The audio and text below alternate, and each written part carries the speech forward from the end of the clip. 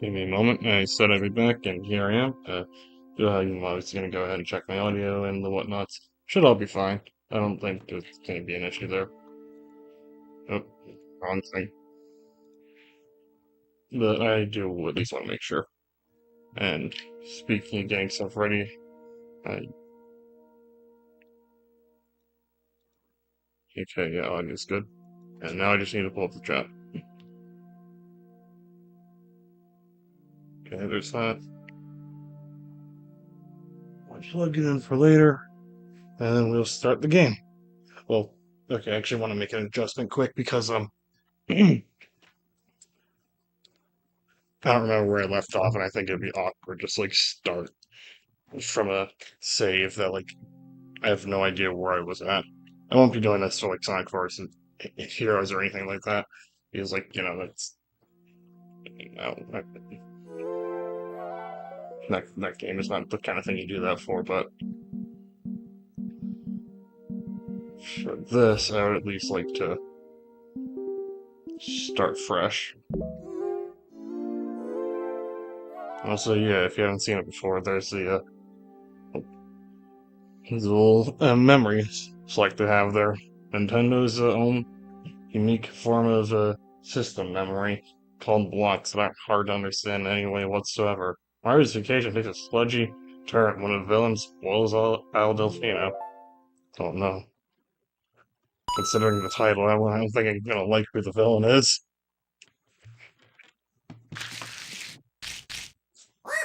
That's a little concerning.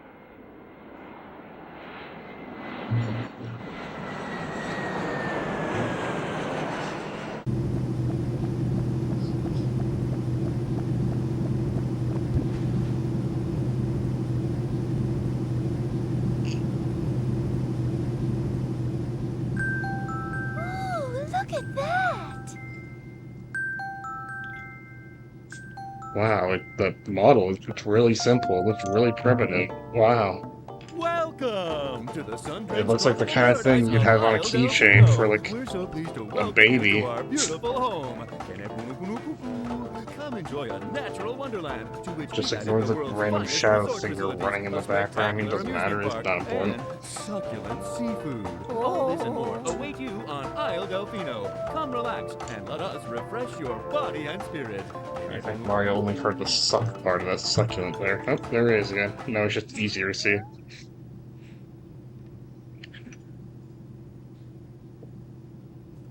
Oh, I guess he has to be for the cutscene or story to take place.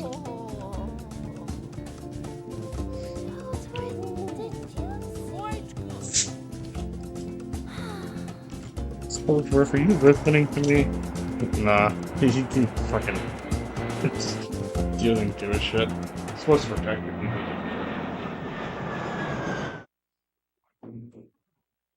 He's thinking about a life without her. Super Mario Sunshine! Woohoo!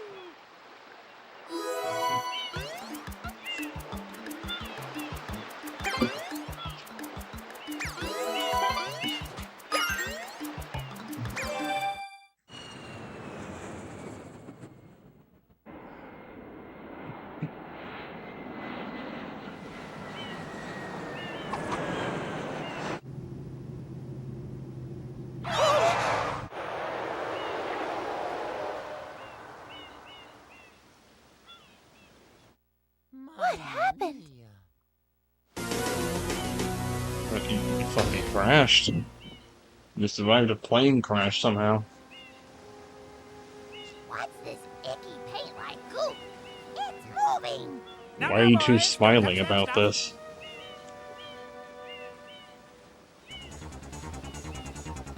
What's this stupid sludge on the ground? Looks delicious. Excuse me, but... Huh?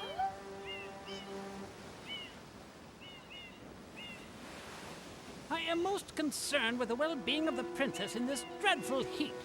Master Mario, if you would, cross We need over to get that her off shore this and island find some immediately and assistance. leave me here.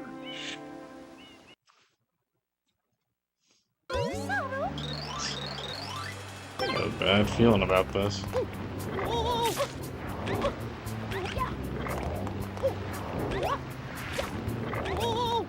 Yeah. Can I not crouch right now? What the hell? Well, okay, you can die. That's cool.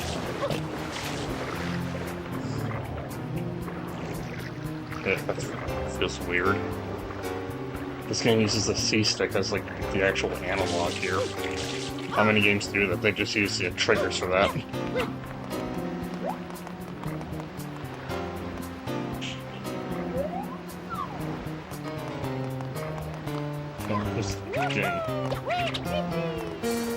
Mac use of the controls. I'm trying to figure out what was what.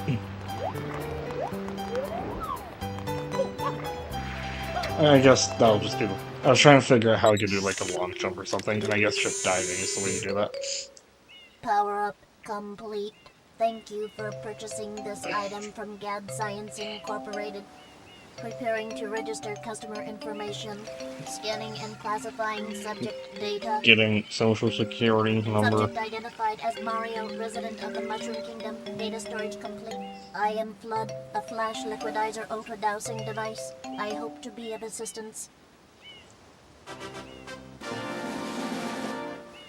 Proceeding with user instruction. Use the R button to shoot water from my tank. If you press the R button all the way down, you can stop and shoot. You can then use the control stick to aim in any direction. Press the X button to switch to the hover nozzle. You can then press the R button to hover in the air for a short time. If this tank is empty, no water can be sprayed. To refill tank, enter a body of water and press the R button. Instructions complete. Proceed. Great. No. Mario. Alright, time to spray. Time to squirt this goop away.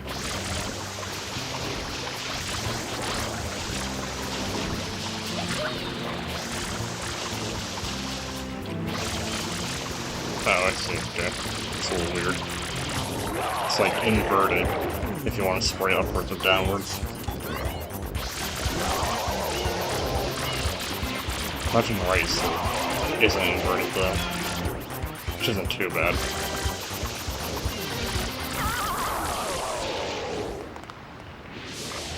It's pretty much just the equivalent to like flight controls, really.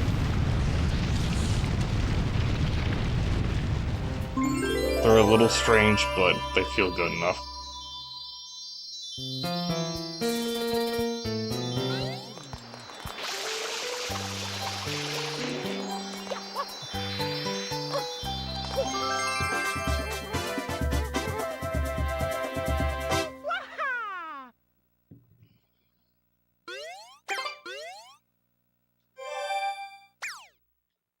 Nice work, Mario. Quite an unusual device. Is it some sort of pump? I am Flood. Glad to meet you.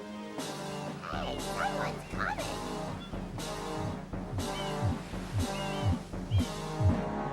Mario took a hose and they want to kill him for that now.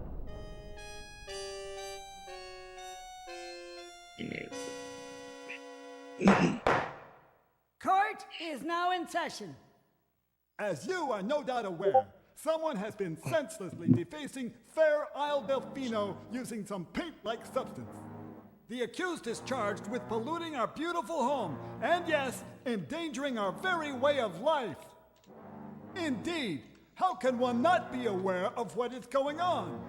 Though it is daytime in Delfino Plaza, our poor residents tremble beneath a veil of darkness. Expert Shine scholars have determined that this darkness has arisen because all of our guardians, the Shine Sprites, have vanished from their gathering spot at the Shine Gate. The reason? It's quite obvious. This horrible graffiti is to blame. Behold this sketch of the perpetrator based on eyewitness descriptions. The truth is obvious. The guilty party sits among us. It is none other than Yes, holy shit. Mario. Objection! Overruled. I judge the defendant guilty as charged. I hereby order the defendant to clean this entire island. Until Isle Delfino is completely free of his vile handiwork, Mario shall not be allowed to leave. Court adjourned.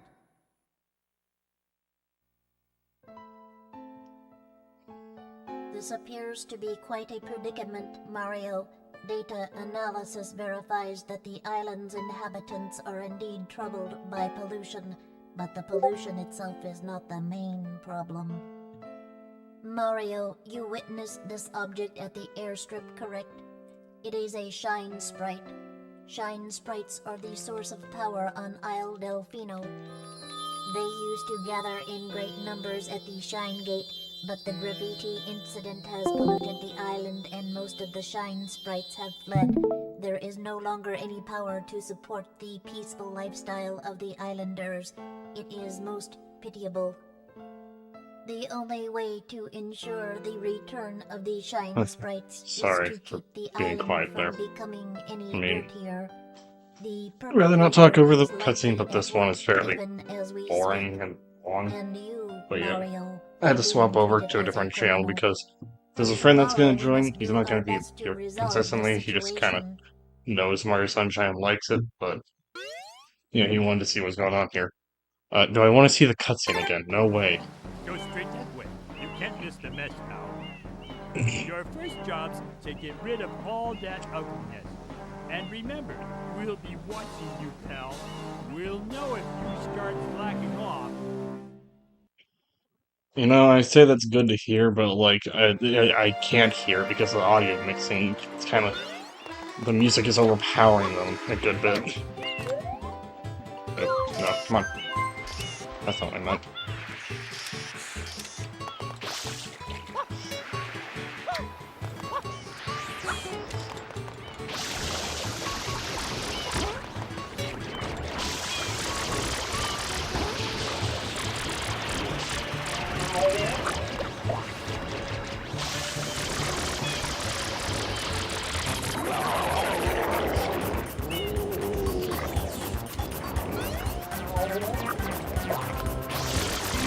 Alright, come on, dummy.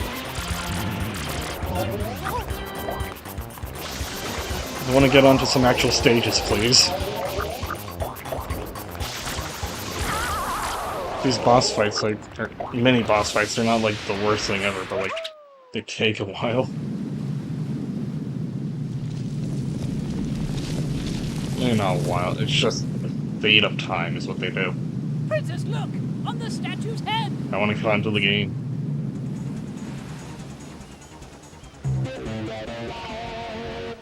Mario?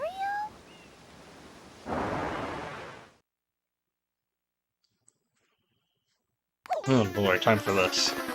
The tutorial in disguise. Do you know how to spray and dive at the same time?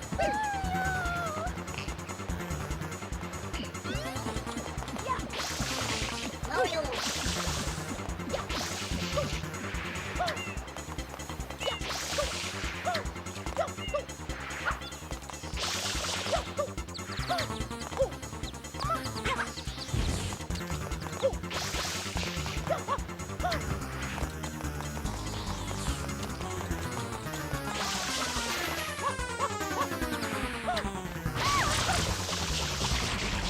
Is there like settings that... Okay, no, there's not.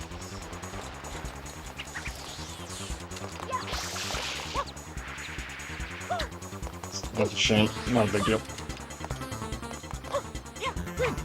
This guy here, he just goes around in a circle.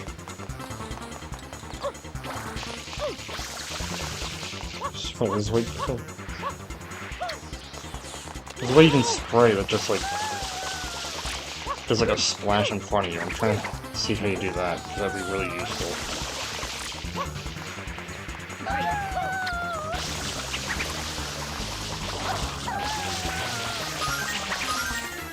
I guess like that maybe, but that's just spraying in short bursts.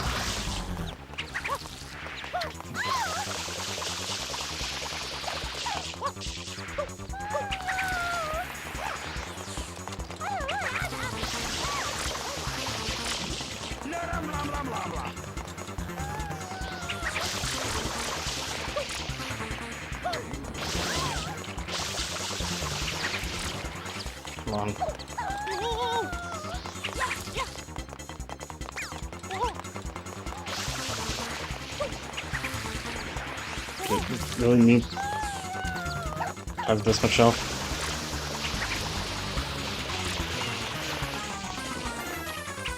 Sure you have him like for a good while too, don't you?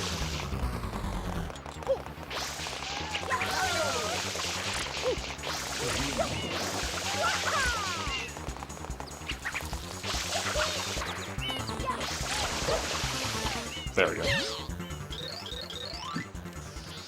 Not fair, completely unfair. You shouldn't be allowed to use tools like that. You shouldn't be allowed to blackmail me. Like, almost literally in this sense. No, not like blackface me.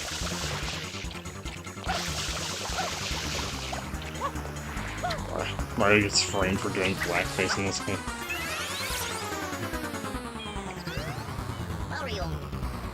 Oh no, he escaped. Whatever will I do? Probably get this X first before I'm doing that.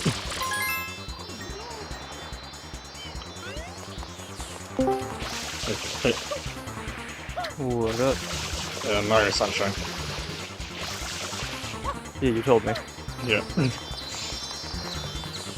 So, I am about to load up my solo lore master. nice. Yeah. How's that been going? Well, I'm nearing level 30. Mm-hmm. Just recently got up into an area and received a quest that said small fellowship recommended, and I soloed my way through all that. And I got into a different little area in there, and it said regular fellowship recommended, and I soloed my way through all that. Okay, nice. Dude, I was telling you, but the lore master is so fucking strong. Sounds strong. Insane damage. Drops animals to tank for it. Has a self heal. Has an other heal. Cures wounds, poisons, and diseases off itself. Like, the only weak part is if you get hit 5 or 6 times, you do die. Because you're in cloth armor, and that matters in this game. But, like, aside from that, no, you just set things on fire and then strike them with lightning and they fucking melt. Great. Just zap them. Man, I love me some fucking zap. Just... Oh, yep, I'm still in this area. I'm level 28. These are level 24 elites. There we go. Sorry, I was trying to get a blue coin.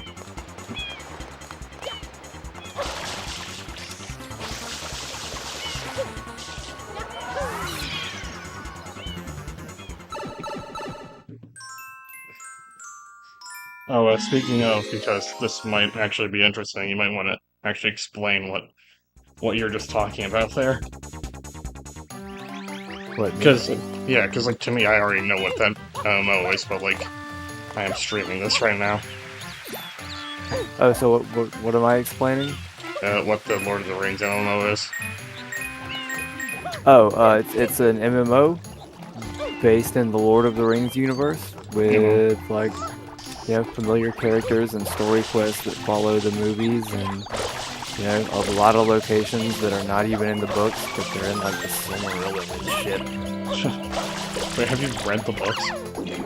I have read the books and the Silmarillion. Oh, damn. Yeah. I still don't recognize some of these places.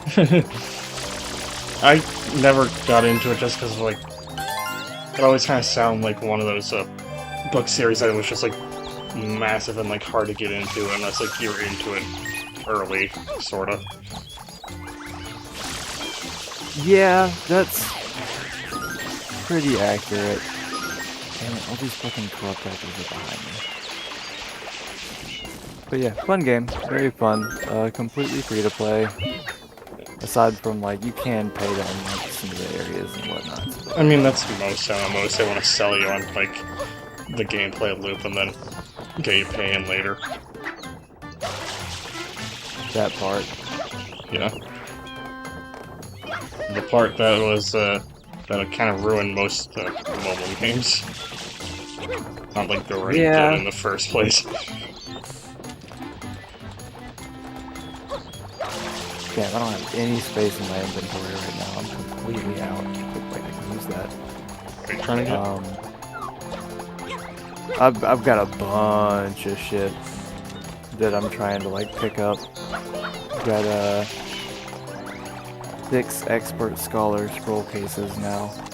Oh damn. What do those do? What are they for? They give you a random, appropriately leveled recipe.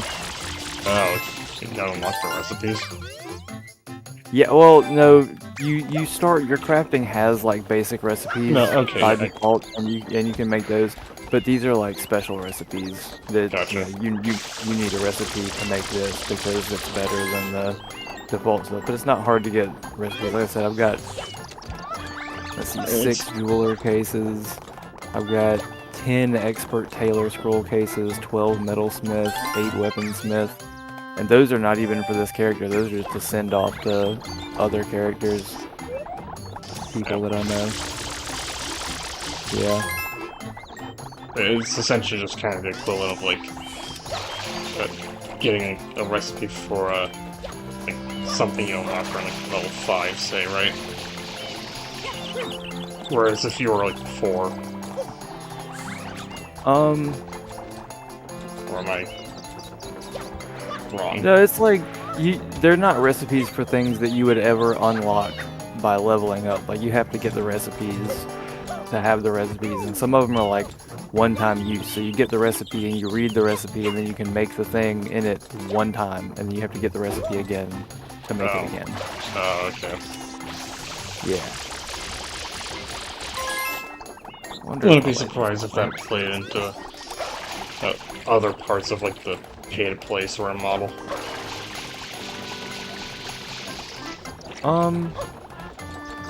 Not really, actually. The crafting isn't something that you have to pay anything for. You can gather all your materials, and you can get all the recipes. Like, you can buy the scroll cases from skirmish people for currency that you get by doing skirmishes.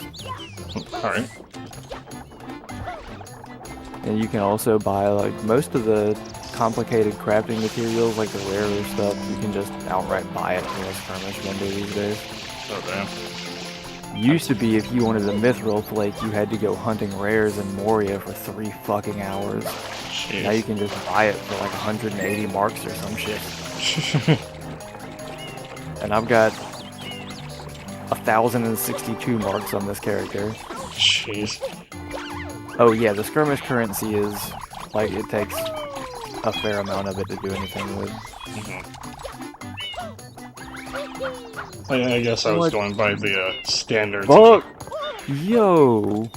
More modern than those. That is a level 30 Nemesis Elite. I don't know if I want to fuck with that, my guy. Like, he has 5,000 health. Actually, I don't think you could even fuck with him if you wanted to. I'm pretty sure he's about to be my last quest for this area. So in fact, I think he'd be the one fucking with you. I think he is probably my last quest of this area, and I'm gonna have to do some fucking with him anyway. But I'll see after I destroy this last altar that I need. I'm so glad I'm higher level and everything here, because the detection radius on enemies decreases Nice. as you're a higher level than them. Yeah, I found that funny last time we played. There's just like an orc in the distance and he gets struck with lightning and dies instantly. Oh yeah. That's just like a common occurrence for that world. Just random lightning strikes killing orcs. Oh yeah, because the lore master decided that orc needed to die. Yeah. It actually doesn't look like... Oh wait, did I just hear a crowbang? I hear flapping. Where is it? Weird flappers. It's probably like up that cliff or something. I need one more bird to kill for a quest in this area. Yeah, that guy is an elite master. He has like a special border around his picture, and he is 6 levels higher than everything else here. Oh, great. He has 5,800 health. And I am gonna fuck with him. I guess would you call like that area of the game you're in like sort of a tutorial area before it actually like, starts? Hell no. Oh, the area we're in? I guess. Maybe. Yeah, it's the first zone is generally more of an area to learn things.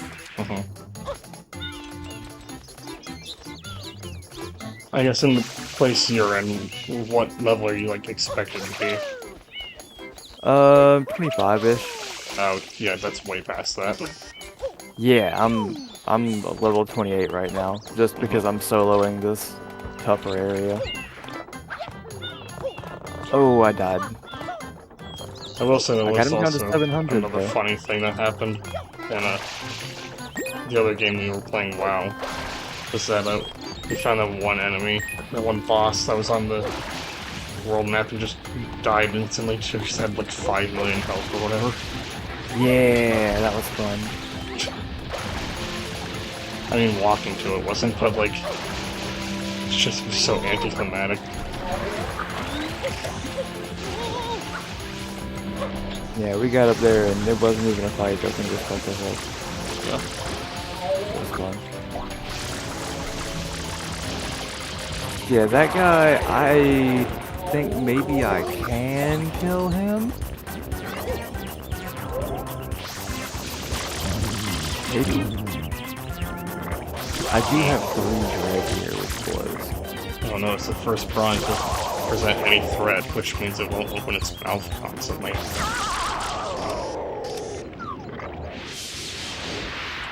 And it died without any fight.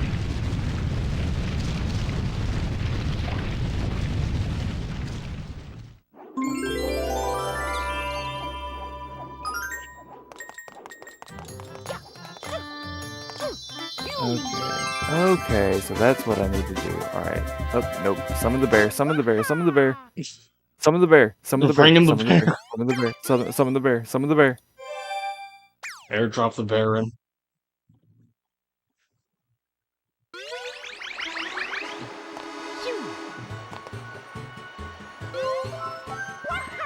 Here we go. You drop him out of the sky so he'll They'll fight heal, for you. run away.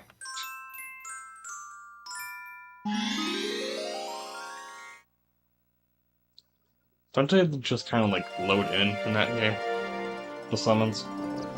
Or do you do like Yeah, they actual just kind of come out of nowhere. Ah.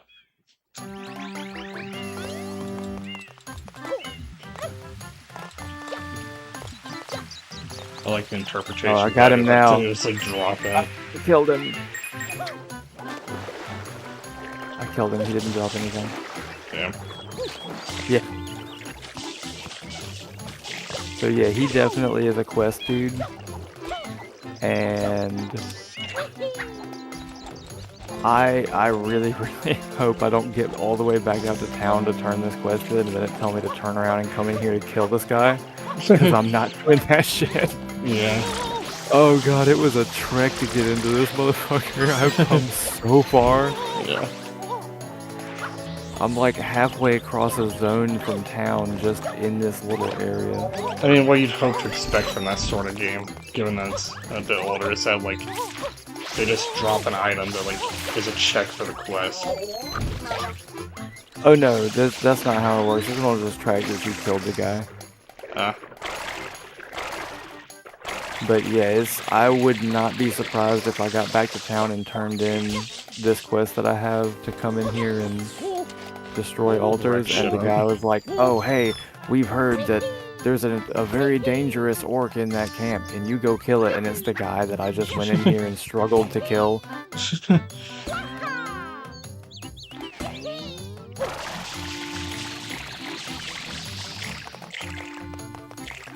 Honestly, I just like it better if it just gave you, like, a late game quest instead of that. The game just fucks Late up in game quest. Yeah, the game just fucks up in a way because, like, you already completed it, but it just loads the wrong one. There's nothing to call to. Oh god, that's a cliff. I should not go that way. What's, like, the level cap there in that game? In this game, 150. Yeah. so I was talking about like the quest that would be like for one of those. I mean, I'd have no way to finish a quest like that. I don't even know if the game would let me pick that up. Probably not. You're capped on quests you can pick up. No, yeah, like I doubt he'd actually have any chance of completing it.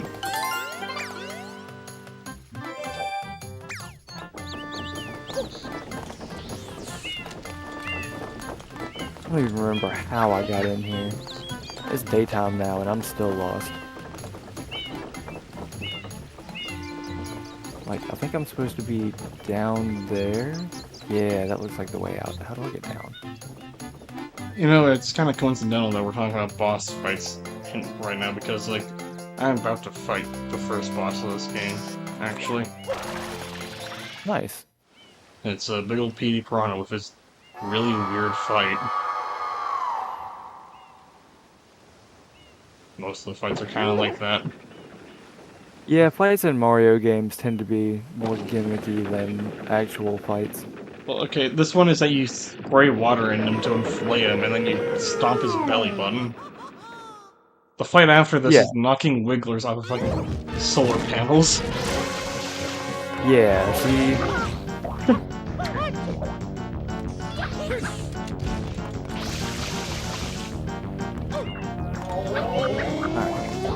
Bird.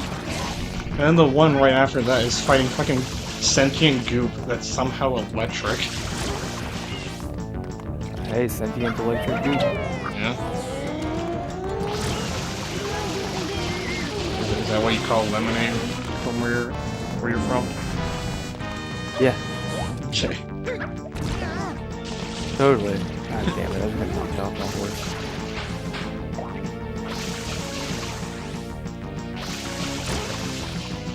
Alright, well, whatever, I guess. I'm just gonna fucking kill all of you.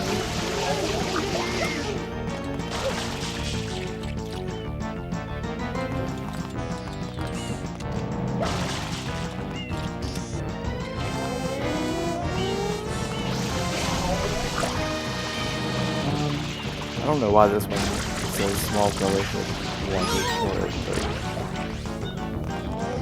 you definitely don't need a small fellowship for that quest. It's just killing 30 normal enemies. I guess tonally, Mario Sunshine is like certainly an outlier from most Mario games. The game starts with you going to fucking prison.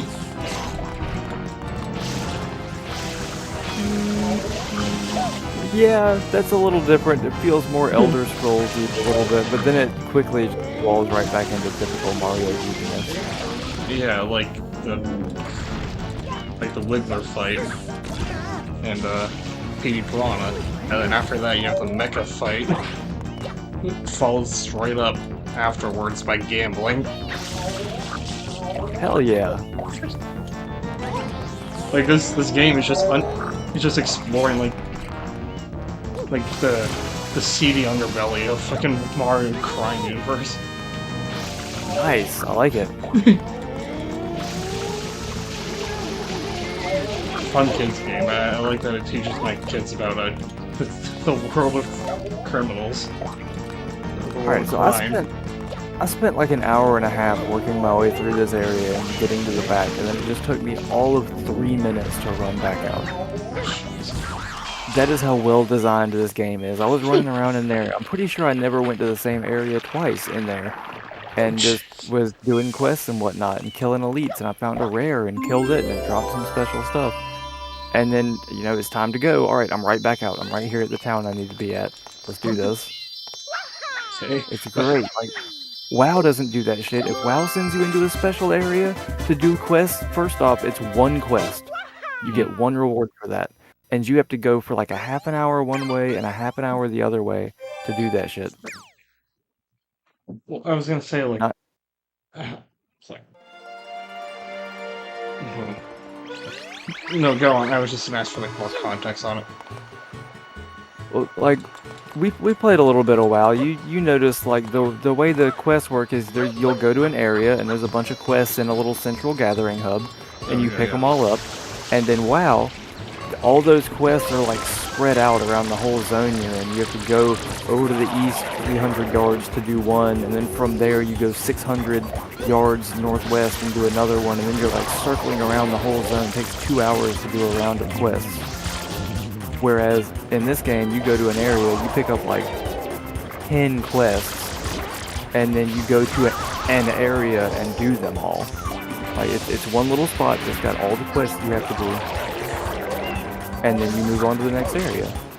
And there's no looping all over the place or weird shit you have to go back and pick up or anything like that. You just do your quest in the area, and then you move on to the next quest area, and that's the whole thing. I guess what I'm trying to get is that, like, it sounded like you're in, like, a specific dungeon or something, and, like, it took you, like, half an hour to get to where you need to be in there, but, like, it just warped you back to, like, the beginning once you completed what you needed to do? No, it's not a dungeon. It's like literally just a physical area in the open world of the game that has, like, it starts out with regular enemies, and you get a quest to kill some of those and some birds in the area, and there's, like, a special... I mean, you get what I mean, though, right? I mean, yeah, sort of, but it wasn't a warp. Like, I traveled in there, and it took an hour and a half for me to loop through and do all the quests, and then I was all the way at the back today, killed the final boss of that area, and then ran back out in 3 minutes, because I just followed the path back out. I didn't have to do any quests, I didn't have to go up into any little side areas, I just went and did my shit. So what, just had, like, a backdoor exit? I'm still confused. Not even a backdoor. I ran back out the main way. Oh, because okay, it was just everything. Yeah, I went back. So it's easy. There's one way in and one way out, but when you're going in to do the quest, you go in and there's like a little wider area in there, so you have to go up and around a little bit to get everything. Mm-hmm. But on the way out, it's just you go to the exit and you're out. Oh, okay. Yeah, because I was gonna say all of it is designed like that. There's nothing in Lotro that sends you back into some backwoods area and then has you fucking running for 20 minutes to get back to your quest giver. Okay.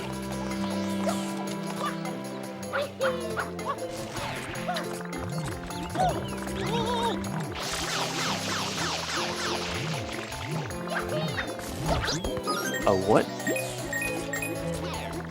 Like, I mean, I doubt it's the actual way the quests play in WoW, but I was kind of thinking, like, WoW sort of does that, their dungeons and stuff like that, a bit worse than, like, how you were describing the Lord of the Rings game, because in that case, like, you just queue up for, like, a quick match to do a dungeon, and then, like, you do it, and you're just warped out immediately. Yeah, see, but Lotro also has those. They're called skirmishes, and you can pick from, like, it's better than the dungeon system in WoW. You pick from, like, whichever skirmishes you want to do, and there's a list of them that expands as you level up, and you can do offensive ones where you go through and capture points, or you do defensive ones where you have to defend certain points, and you get your currency from doing that instead of getting, like, gear rewards that are specific.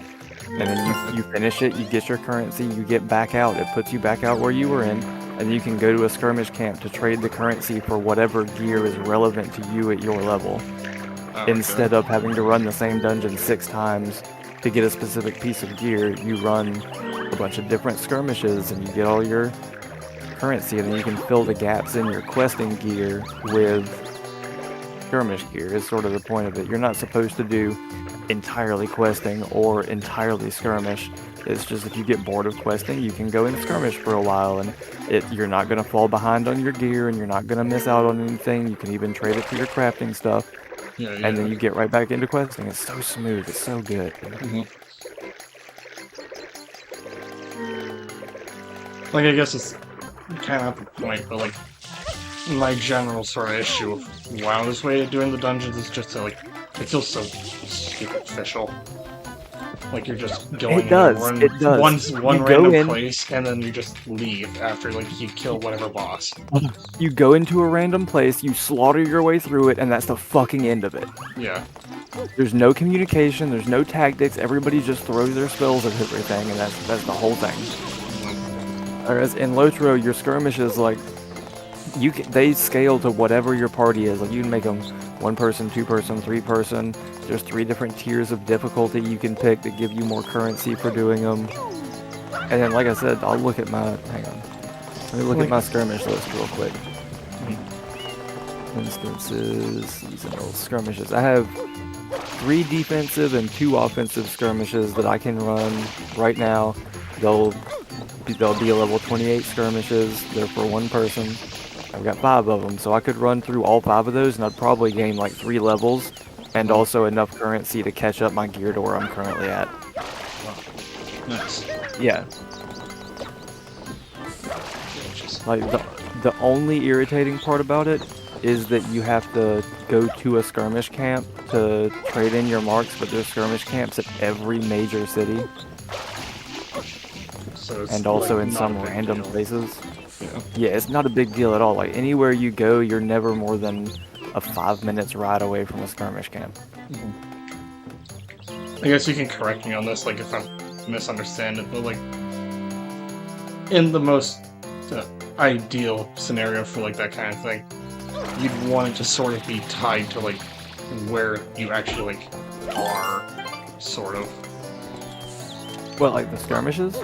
Yeah, like it would be like at least similar to where you are. I mean, they can be.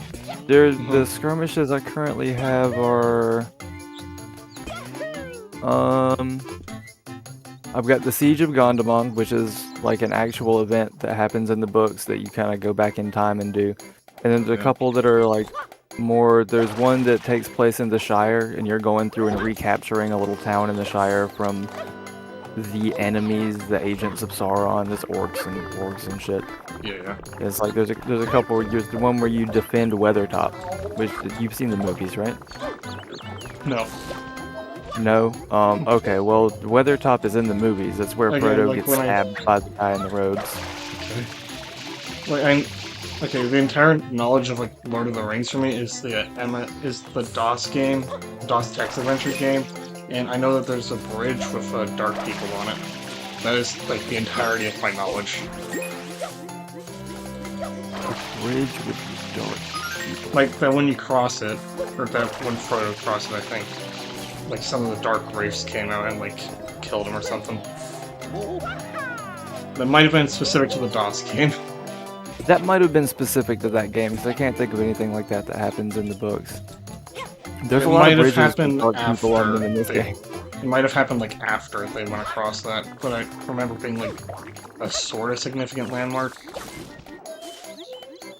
Could have been the bridge in Mawhwio where Gandalf got killed by the Balrog, but he came back. No, yeah, that's really late in the series, ain't it? That's like when they're pretty much. No, that's like first movie, I think. Maybe second. Oh, what are those things called again? The guys that search for the ring. The Nazgul. Yeah, the Nazgul. So in a scene of the movie, like it's Frodo's party, and like they're trying to hide from the Nazgul at one point. I'm pretty sure that happens after they had gone past that point.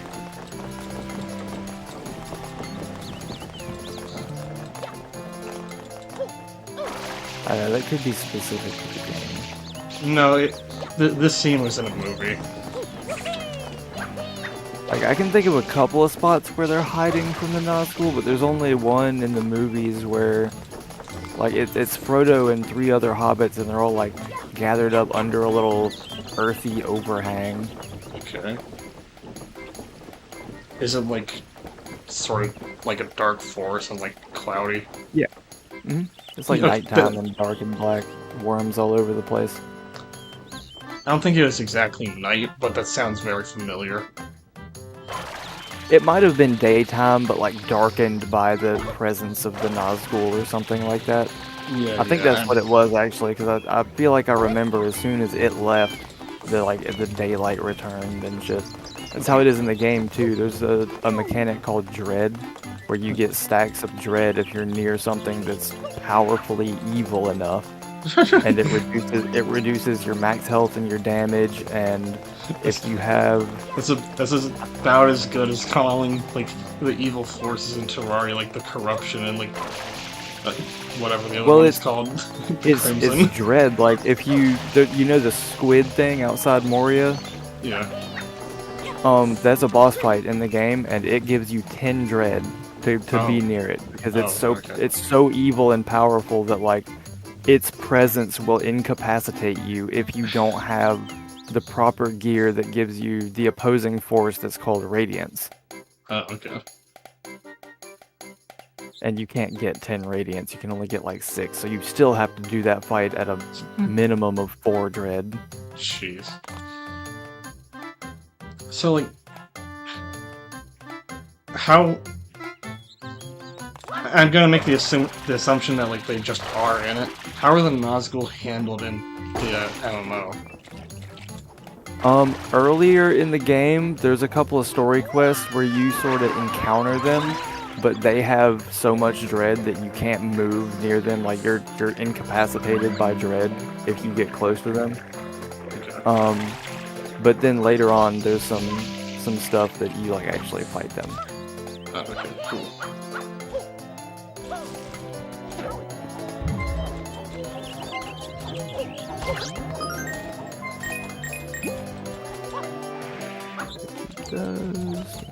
Yeah, am I missing something here? I climbed this tower like 3 times, and I haven't made any progress.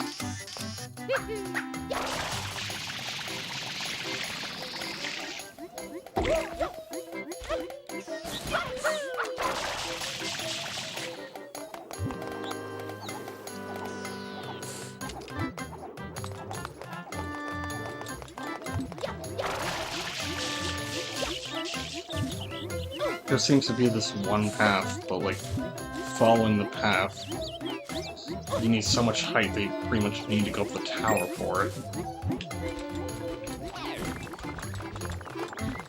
Sounds like it's time to build a tower. Yeah, you know. Mario's classic mechanics from Minecraft. Mario's classic building mechanics. Yeah. Alright, thinking of Mario Maker. Okay, so yeah, there's something. I just opened up one of my woodworker scroll cases because my lore master is a woodworker, and I got a level 30 purple tier javelin recipe. Okay. Whereas normally the U weapons are level. Let's see. The basic U weapons are level 22. That you like start with recipes for, and you get recipes that'll take them up to 30.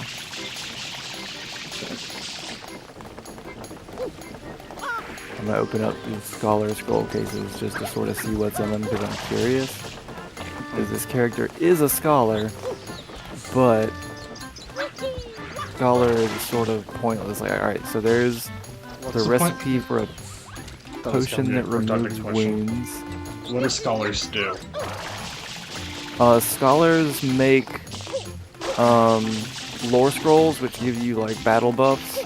Like they'll give you, tactical mastery and shit like that, or whatever. They give you defensive buffs. They make potions. They make paint and dye for your house and armor, which is fucking useless. It's cosmetic. Yeah. They make a lot of cosmetic stuff, and they make potions, which would be really good if I needed... Healer? Yeah, if I needed either of those. Like, Yeah. I've got a spell on a 15-second cooldown that will cleanse up to 3 wound, fear, poison, and disease effects off me. And that's already stronger than my fucking potions I can make at this level. I mean, but don't underestimate the power of cosmetics. That's pretty much, like, the entire reason Overwatch was successful. You are correct. The gameplay Also, in that game is fucking terrible, and the community was worse. There was no reason to play that.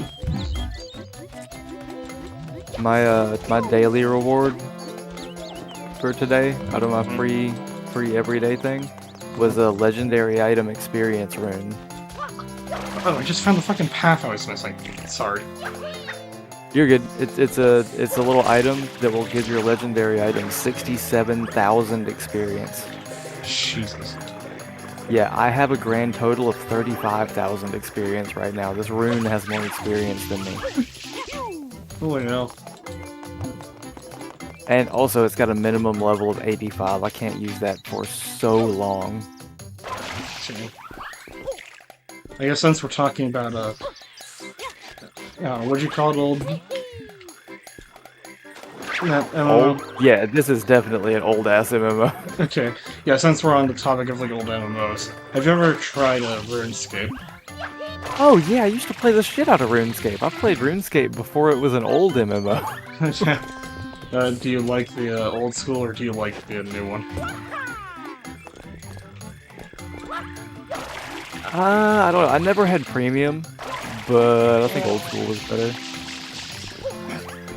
Well, it's just an option to, like, install either. It's like a graphical change. Oh, I don't know. I'm used to the old graphics. I think I tried the new one on mobile one time and was like, meh. Yeah, I kind of remember that. I tried to get into it. Couldn't really go anywhere because, like, I was just getting through the tutorial at that point. But I remember just, like, the newer graphics feeling way too off to, like, play with. I was more used to seeing it in, like, its old low poly kind of state. Ooh, I'm about to hit artisan level on my forestry. Nice. Oh boy, time for the first actual platforming level in Mario. I think that's the 4th tier of crafting. I could be wrong. I'm about to find out. Black Mario took away White Mario's ability to squirt. Yep, I can make artisan level forestry stuff now. And I probably won't start getting the materials for that for a while, but that just shows, like, I'm level 28. I won't be able to make... my expert woodworking has 12 out of 360 experience. Despite how dumb what I just said sounded, it is quite literally what happens in this fucking game. What's that? Black Mario took away White Mario's ability to squirt. I mean, like I said, Mario is goofy. Not even starting in prison can change that.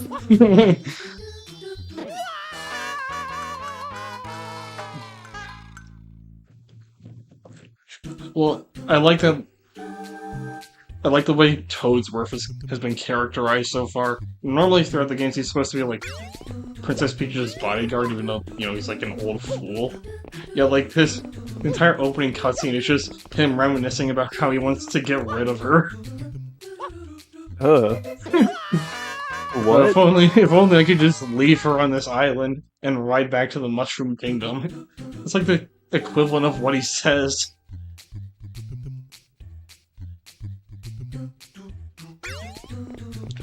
What it is specifically, he's like daydreaming of being on a beach by himself, but like it's still implied.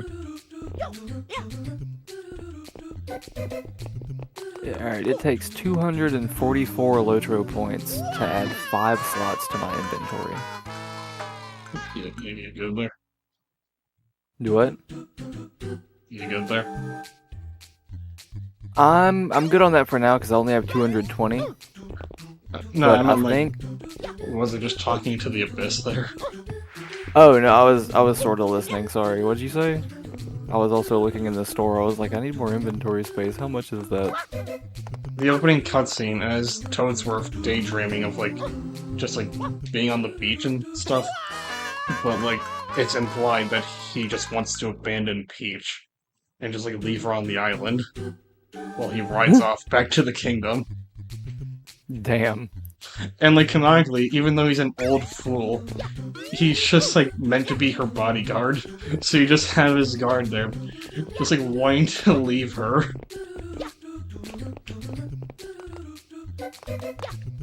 Just, damn, I wish I didn't have to guard this. I mean, he's been doing it for like, what, 40 years? For his entire life, Mario Brothers Back in Time, or whatever that one RPG is called. It's like, it shows him slightly young, and like Peach is a baby. Well, for her entire life, he's been Yeah. guarding her. And let's be real, in the Mario universe, when that game took place, he was likely in his teens. Probably. His whole adult life has just been bodyguarding this princess. Yeah. I mean, on the one hand, at least she's hot. Christ. Imagine if your whole life had to be spent guarding somebody and they weren't even attractive. Yeah, and Toadsworth as a teen can jelk it to a baby. You're right. Well, I mean, she becomes hot like 2 games in. She probably ages in like 2 She'd have to be years 20 years old. Toadsworth would be 30 by that point. I mean, that's not as unacceptable an age gap if you think about it. I mean, fair enough, but like that's still big. They're also immortals of some sort. Like, I know Toad ages, but he never dies, and he gets younger in some of the games. They are so a hive-minded fungus people. They don't age. They're immortal. they just look whatever age they need to at any given point. Do you subscribe to the idea that like it's all just one big conspiracy, like involving Bowser and that kind of shit? It's like you can just benefit like the kingdoms that like revolve around them. Oh, I just beat the ghost out of this girl. Like, literally that happened. I went I up... beat the exorcism out of her. I had a quest that was like, there's a weird voice on the wind, you heard it. And somebody advised me not to go fuck with it. And I went and fucked with it anyway, and it's this girl standing in the middle of a field of undead and singing. And you talk to her, and the quest just says protect yourself, and she fucking attacks you. And she's like an elite or some shit, and you beat her down to like 20% health, and a ghost comes out of her. Dolpheinstein.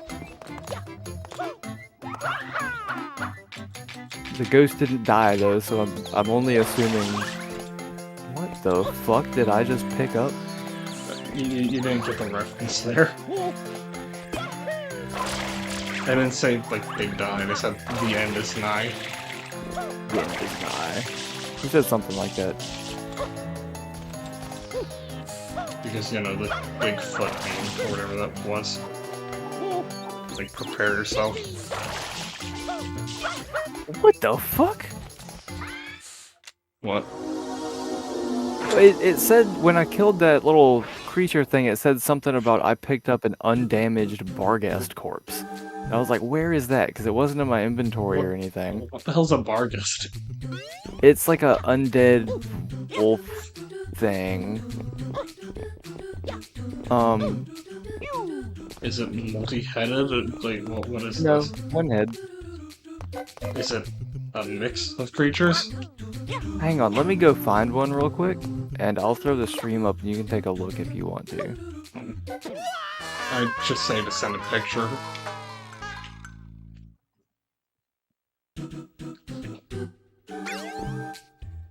Screenshotting is a pain on this computer, so I'll just find one and describe it, because that sounds more fun anyway. I mean, it does, but if Barghest exists in Lord of the Rings, you could just Google that. Oh, that's true. I don't think they're in the movies. They might be in the books, like, mentioned. Oh.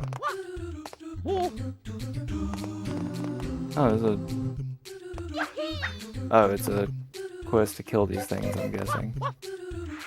I have a dumb question for you. Okay, there we go. There's a Barghest. He's standing in a bush. God fucking damn it. Alright, well, let me kill this one, I guess. Since he wants to be unseen. Oh, I got a quest to kill 10 of those too. Nice. Shit.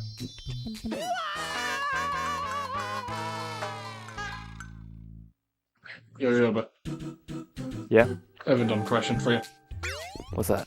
Do you think Lord of the Rings would sell well if instead of novels, they were sold, like, in, say, our year right now, but as, like, graphic novels rather than, like, actual novels. Oh yeah, absolutely. With like all super hot characters and like flowy action scenes. Fuck yeah, they do great. I'm talking more like manga kind of shit, but like, yeah, Yeah, pretty yeah. much. All right, so here's a bar guest. It looks Wait, so It's who would got- you actually? all right, it has like the body of a wolf between like the shoulders and hindquarters of a wolf, but the head is like a hybrid of wolf and rat. Like it's got a really skinny snout, and the ears just point straight back, and they're really skinny. And the tail is like a short rat tail that's not fluffy or anything. It's really skinny. It's like half the length you would expect for something wolf-sized. It sounds like. Sounds like a wolf homunculus. Yeah. Okay. But yeah, like if these are graphic novels now, who would you expect to be Goku in this universe? Or like, comparable fucking Probably characters? Aragorn, right? Aragorn?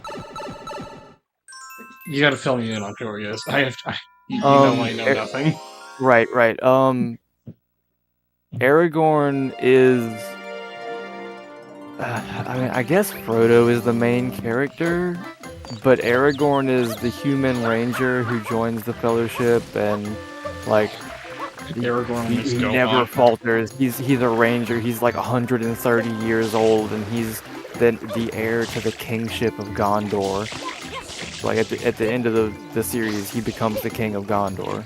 So what you're Which is like saying is that amazing. Aragorn is Gohan or Vegeta? Wait, hang on. Is he Vegeta?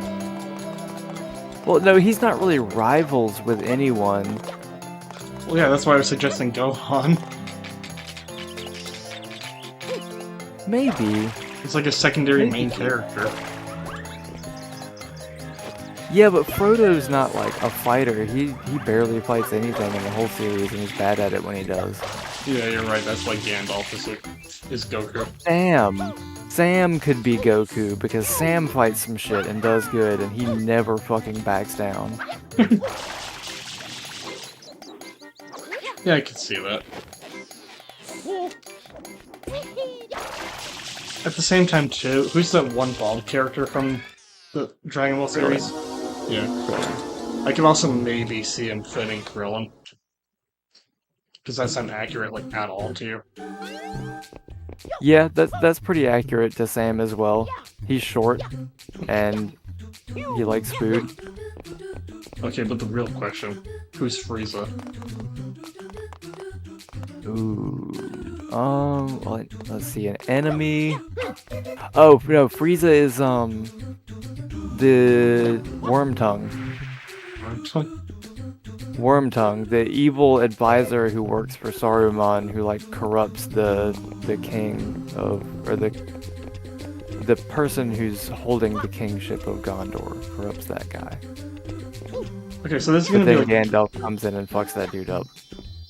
So this is gonna be kind of out of nowhere, but like whenever I've heard Saruman's name, I can't help but think of him as like A Digimon? having the same name as like a fucking Digimon. Yeah, I think of him as a Digimon too. Like my mind jumps to Agumon because like in terms of Digimon, like that's the mascot, but I always just think of Digimon whenever I hear him. Yeah, because all their names end in Mon. Yeah. And then strangely, just like Pokemon, they too went into the weird furry side in the later games. Bro, Renamon could get it. Fuck you. Isn't Renamon the electric one? No, Renamon's the one that just hits things. I think. Maybe, I don't know. I haven't watched Digimon in forever. And you'll need to actually send it if you want me to fucking understand what it is. I have no idea what you're talking about aside from that one yellow Renamon is the one all the porn is Pokemon. of. I only know the fucking yellow electric one. With the black and yellow That's electric Pikachu. one. What? That's Hold on. Pikachu. No! What are you talking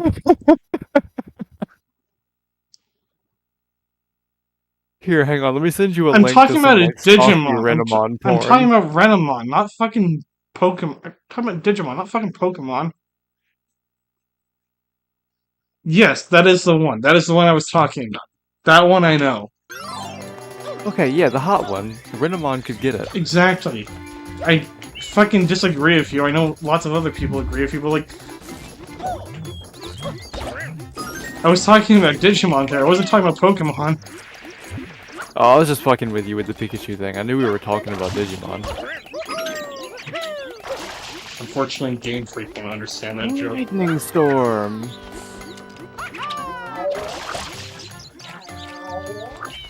He's weak to water because it gets him wet.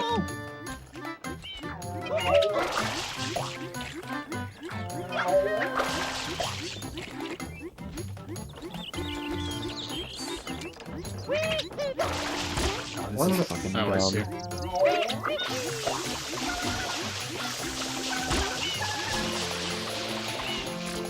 Okay, I've been trying to figure this out for a while now. How do you do just like a quick squirt in Mario Sunshine?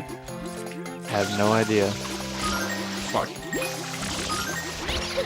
Man, you're asking the wrong person. I ain't played that game in so long.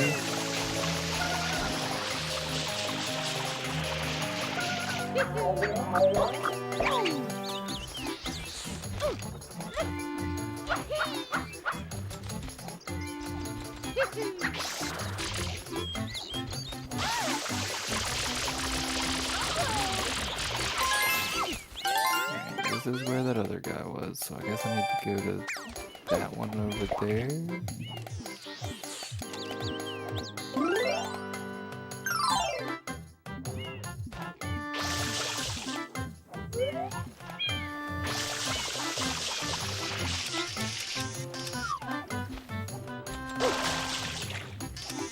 The Lore Master gets fucking crazy later. Like, currently your whole rotation is basically Fireball, Lightning Strike. But later on, you don't even need to do that. You can just Fireball and Fire Sign, and things die. And then you Lightning Strike if you see a big enough thing. And then you have Lightning Storm if you see more than one thing.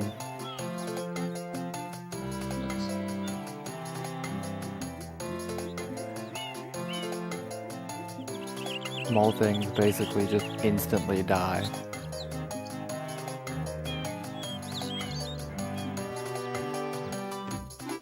Okay, so it turns out there just isn't a way to spin while spraying grounded. That's great. Oh. Yeah, and this part of the map is designed for that, just so you know. Wait, if it's designed for it, then why can't you do it? I know for a fact this game wasn't rushed, but it feels like that kind of mistake. Oof. Yeah.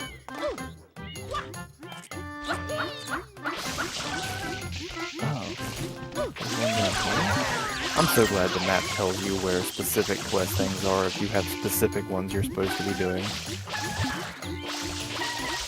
It's not like WoW where it gives you a broad area and it's like, find this specific thing. It's like, hey, you need these 6 things. This is where they are. They're here, here, here, here, here, and here. Were you ever into Sonic at all? Like, do you just play, not like were you like into the characters and all that shit? Yeah, I played a couple of the Game Boy games and then Sonic Heroes, and I think I have the 3D Sonic game that recently came out on the Switch. I just never play it. Sonic Generations 2? Or Sonic Forces? Is that what it is? There's Sonic Forces and there's Sonic Generations 2, which is being sold more recently now. I don't know, it's like a... Is it like a remix of a bunch of old games, or is it No. one game that's It's a like super standalone- shit? I didn't even play enough of it to know if it's shitty, honestly. Does the game let you make your own original character? No. Okay. Sonic No, it Mania? feels... Maybe? It feels kind of like Sonic Heroes, if you ever played that. I've been playing it on stream lately. The only reason I'm playing Mario Sunshine right now is because I played too much of that game, and it gave me fucking burnout because you have to play the game 4 fucking times over. Yeah, that's the same one. I was about to like ask you to clarify. You do mean the one where you play as 3 people at a time, right? Yes. Okay, because I played the fuck out of that game. Like, it's fun, Yeah. but doing the same shit over and over again, it's fucking, I take a Bro, break. you want to talk about a rushed game? Some of the fucking harder difficulty missions in that game feel hard. Not I because mean- they're supposed to be, because they're mechanically difficult to do. That's why I'm doing, like, Team Chaotix first. I'm gonna do Team Shadow next. Yeah, that's fair. Did you ever play the Shadow the Hedgehog game? I played it a little bit, and I only got, like, 3 levels in. Because Okay, by that's another because by one. that point, it wasn't because like it was hard or anything. It was because it's fucking boring. That's fair. It does get harder later, but you have to get like a little bit further in. And then there's like story stuff and new game plus and shit like that you can do. Different endings to get.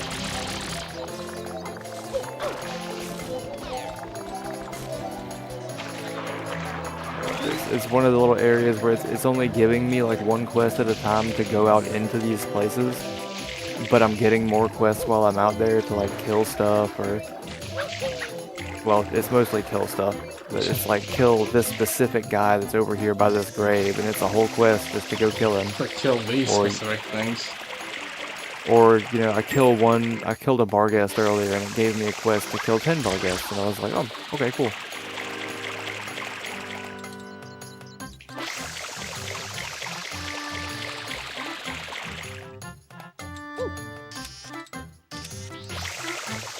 Yeah, Shadow is hard difficulty, right? Yeah, I think so. Okay. Sorry, I'm trying to get into like another level here. Oh, it's this quest.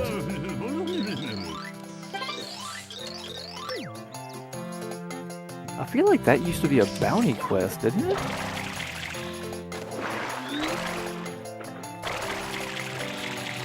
don't remember what those were, but I feel like that used to be a bounty quest you can only do after level 50.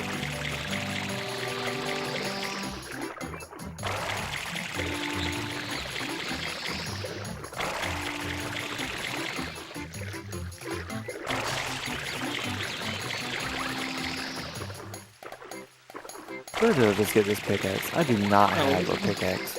The problem with like a game like Shadow the Hedgehog is just normally I'd want to show it off because it's at least you're seeing what it plays like, but there isn't much good to that game aside from like the story maybe, and that's stretching it really fucking hard. The story in games like that usually just feel like filler. Depending on the order in which you did missions in Shadow the Hedgehog, you could have a pretty decent storyline in it. No, I know that, but like with games similar to it, they're just kind of rushed and honestly aren't worth the time. It usually just ends up being a case of like the thing that you could be here for, which might be the story, despite its terrible gameplay, is just filler and like doesn't really mean anything. You're just kind of doing whatever nonsense because you need to do it for like whatever arc, whatever story reason, you know? Yeah. It's on the same level as like doing WoW dungeons almost. It's like Yeah, this, WoW dungeons get this really might- boring really quick. It's like this might have some consequence in the greater story, but it's really just you're doing nothing. Oh, WoW dungeons as far as story are nothing. Exactly, that's what I mean. At That's least, what. at that's what least I'm in getting Lord of the to. Rings, like, when you start a skirmish, it tells you what you're doing there and why you're doing it and who you're fighting for. Like, it'll be like, you know, so-and-so has captured this town in the Shire. We have to go and free these hobbits, and then we have to capture these specific points, and then we have to go kill these people. It's I mean, not... It's so much better than WoW. I mean, that's my These old point. ass games. That's my point, though, is that, like, with games like Shadow the Hedgehog or, like, Sonic 06 or whatever, that's the entire story. It's just, you're doing a WoW dungeon. Oh yeah. Back in those days, nobody cared about story. But then you just have shit gameplay, and it's like, what are you even playing that for at that point?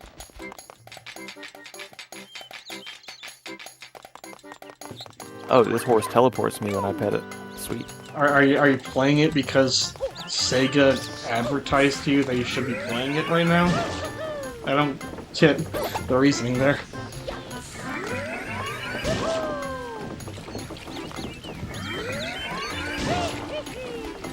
What, Shadow the Hedgehog? No, just games like that where it's like super filler. Oh, I mean, when I played it, that was like a relatively new game, and I was a fan of Sonic, so I played it, and I was young enough that I didn't give a fuck that it was basically a giant WoW dungeon. So it was just subscribing to like the franchise. You didn't know any better. Pretty much, yeah. I enjoyed that's the fair enough. GBA Sonic games because they were just basically, you know, go platform. I guess that is the important distinction to make, is that like buying into something like that isn't necessarily bad or anything, but like the fact that it's just kind of done as that way sucks. Because they're just selling Yeah. schlock at that point.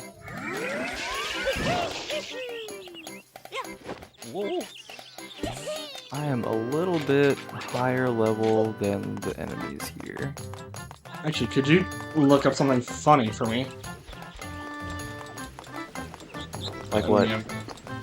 So look up the differences between Kirby games, Japanese box art covers versus American versions of that. And tell me if you notice anything slightly different. I feel like I've seen a meme about this before. You might have. But give me a second, I'm like right in the middle of a ruin full of ghosts. No, yeah, just when you have time for it. He's not in line of sight, he's literally hitting me! He's just shooting into the bushes. Enemy is not in line of- no, like he's hitting me with a sword! Oh, he's swinging at the bushes. What are you- Like, I'm trying to hit him and it's saying enemy not in line of sight, but he's hitting me with a sword. Yeah, He's you're right aiming there. at the It only did bushes. it once. Sometimes Lotro is a little weird like that. No, that makes sense. It's an old game. It's an old game, there's weird lag spikes and animation, like mismatches and shit like that. Like, I don't attribute all glitches to, like, just the game being old, but, like, shit was jank when they were working on stuff like that. Especially if Oh, it's an yeah, they- online game. Like, online old games, they are a fucking disaster. This one runs surprisingly well for being as old as it is. Yeah. Which, like, people are really I mean, into hell, this game. People just play the this fact that you game said that, and like, it's not you good. only had that happen once kind of shows how well it was developed. I mean, it happens occasionally. You'll, like, you know, target something and go to hit it, and it'll say invalid target even though you're, you know, pointing at an enemy that's 15 feet away, or... But then you go to use the skill again, and it works, because you're pointing at an enemy that's 15 feet away. Yeah. Oh, do I need to use Lightning Storm? Lightning Storm! Zap. I got to this little boss of the quest, and he summoned up a couple corpses to aid him, and I was like, no. Zap, zap, zap.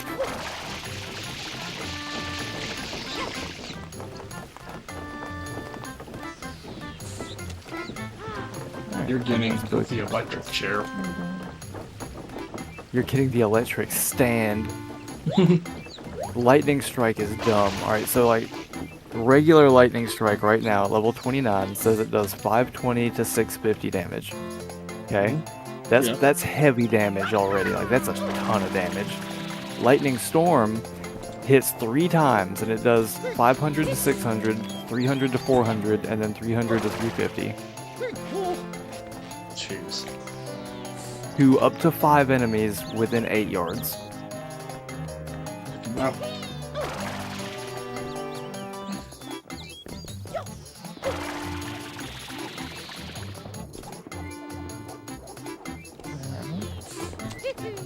Did you play Sonic 06? Sonic 06? Sonic for the Xbox. It released in Oh. 2006.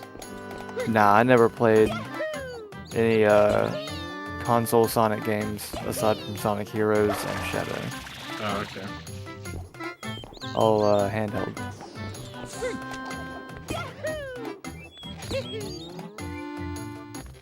Why was that?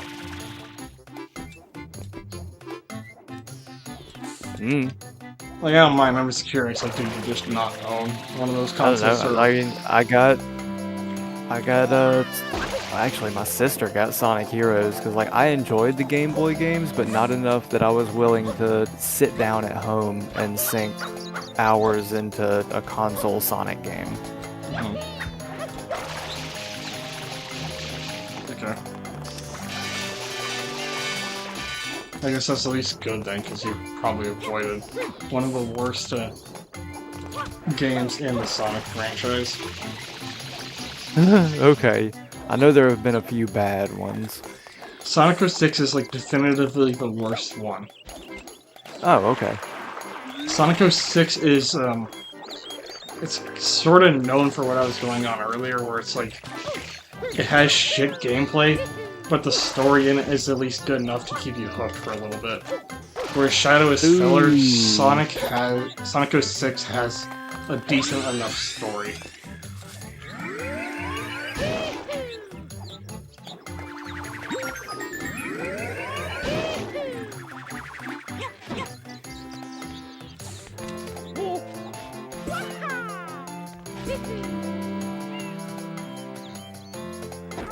And lightning storm.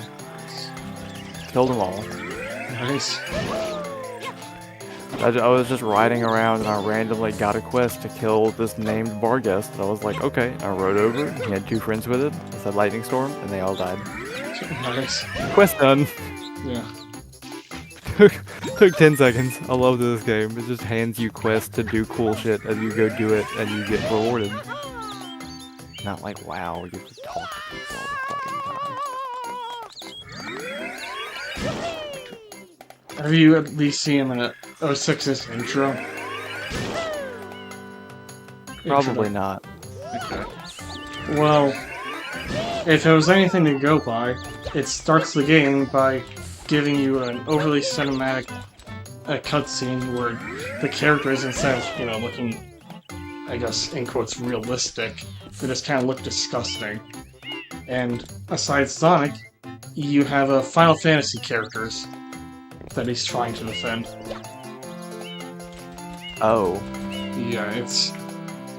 There's a reason it's regarded as one of the worst games ever released.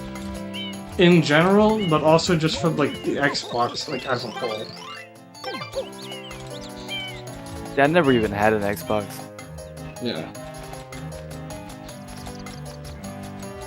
I mean, it might have been on other consoles too. I think it was on GameCube. But regardless, it was just shit all around. I had a Game Boy, like the OG Game Boy, the gray brick.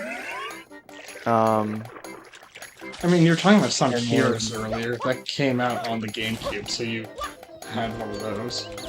No, I had it on the PS2. Oh, okay, well. Oh, then it definitely released on the PS2, but... Yeah. Yeah, I had that on the PS2. I played that. I played all through the teams. I like 100% of that game. But like... Yeah, but I mean, like, Sonic 06 was definitely on the PS2. At some point. I guess you just, like, missed it. Probably, thankfully. No, I got pretty into Star Wars Battlefront 2 Nice. on the PS2. Nice.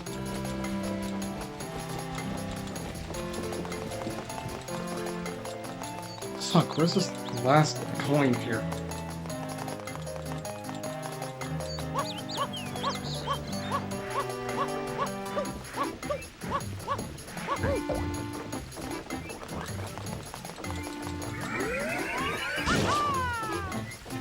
it's just on top of the tower? I don't think I've checked there yet.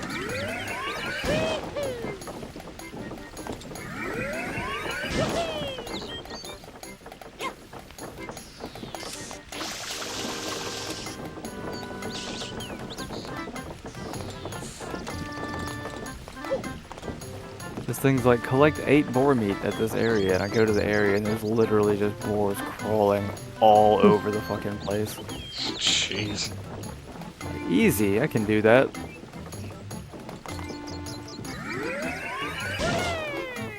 When you say crawling, that makes me think of, like, boars as if they were spiders, and I don't like that image.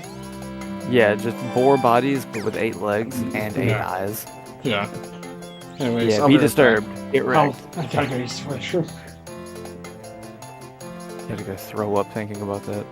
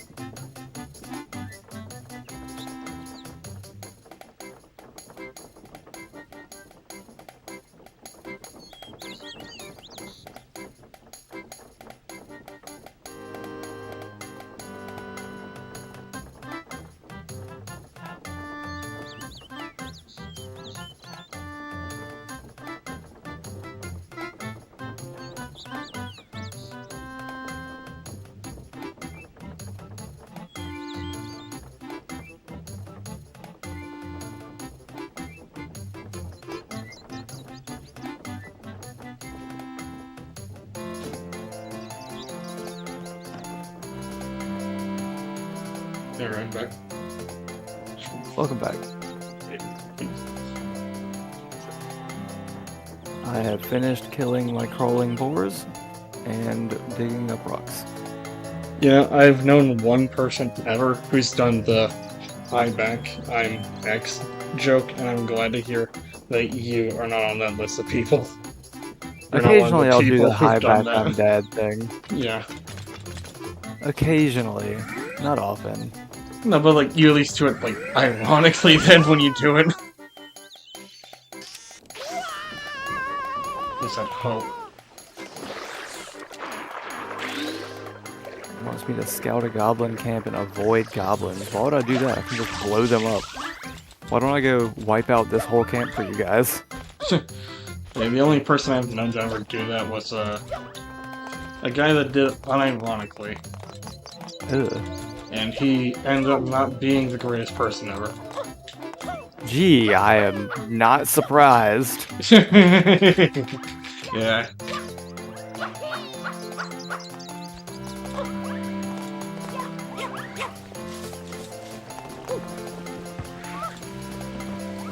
Another quest to go kill a named thing out here in the fields. I'd say ironically, but that would just defeat the purpose of it, because this guy is the same person who would subscribe to like the whole like sub-layers of irony kind of bullshit. Like, it's ironic to think of irony because it's ironic to like irony kind of dumb shit.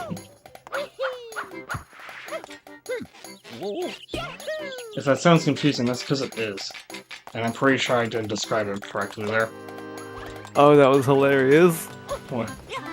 I just walked up to the named thing to fucking kill it. Like, you to talk to him first, and I talked to it and continue the quest, and he starts doing some induction skill to cast a spell on me or some shit, and 4 more enemies run up as I'm charging lightning storm, so they run into range just in time to get blown up along with it.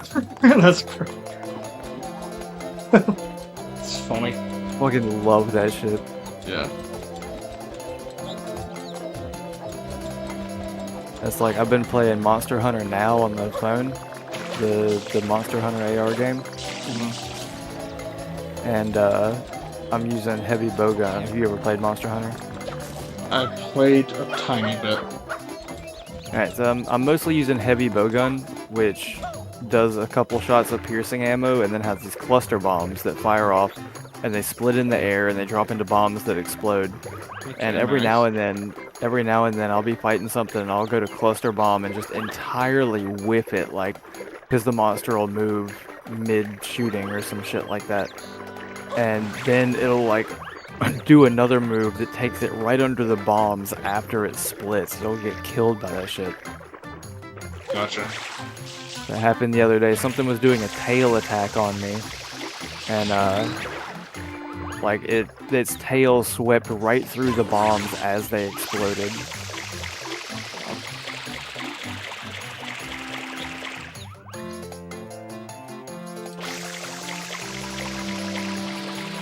Yeah, it might be the only way I think I can make this, like, make sense to you, but on the guy I was talking about earlier, essentially just imagine Interceptor if he was way more ironic. And it's kind of like humor. Like sarcastic, sort of. You know what I mean? Yeah. Yeah. So it's that kind of a thing. I haven't talked to him in forever. Yeah, it's best not to.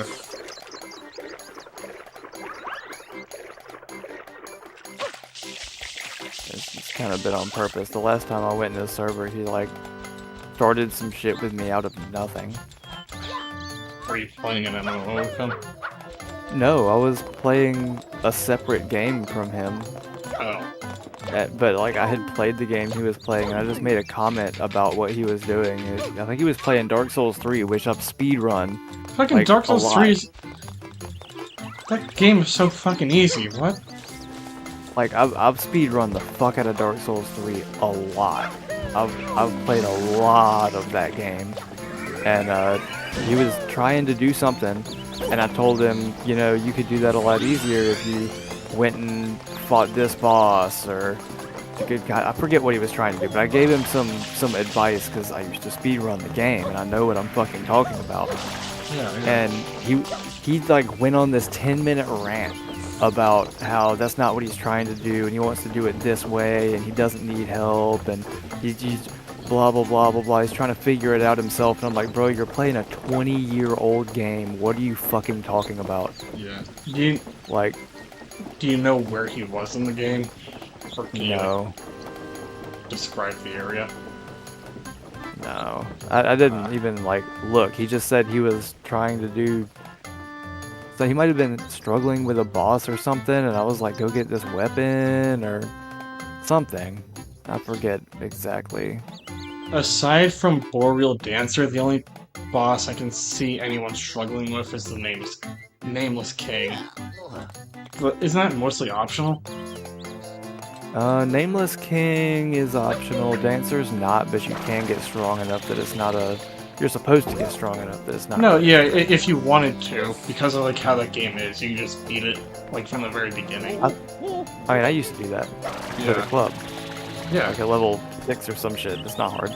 No, it's not very hard. It's if you're new to the game, it's hard. If you're new to Dark Souls games, it's hard. If you're not, it's easy. Yeah. Yeah. Ooh, I got This is right anime point. What the shard. hell? I've like checked everywhere.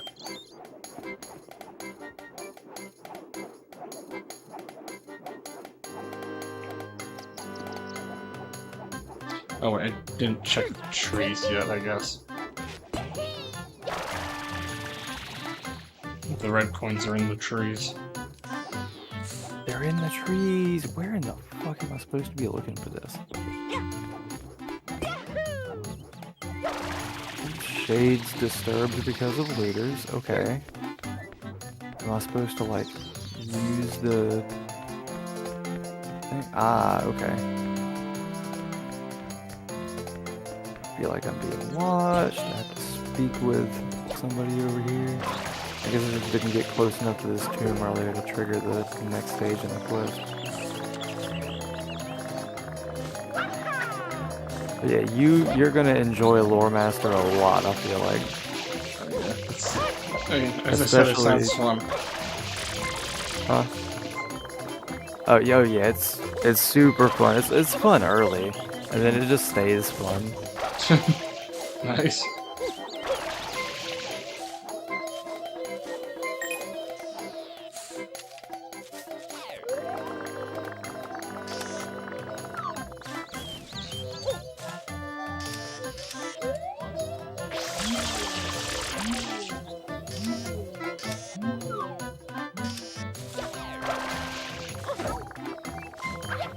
And like, especially because I'm gonna be running a minstrel and just following you around, and once you get a certain amount of skills, I'm not gonna be doing any damage because you'll be doing it first.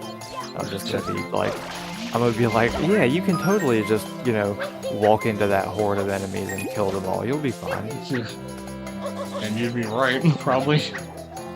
Yeah, because I'm gonna heal you while you go in there and drop lightning and fire on everything. Yeah.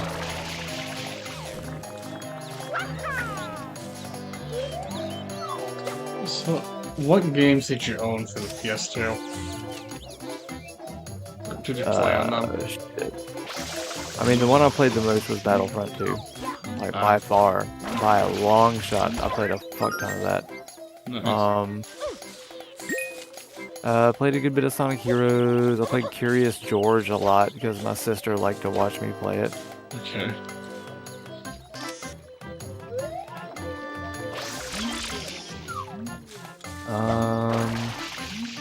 Like I said, I got a DS after.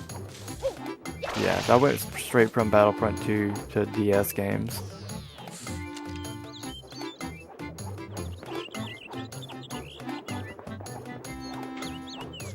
Okay, now this is really strange. I've checked all the trees, like I've killed everything here, yet there's still... I'm still missing a coin somehow.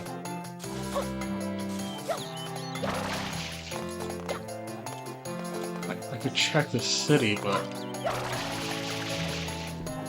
it's so small, I don't think I missed anything.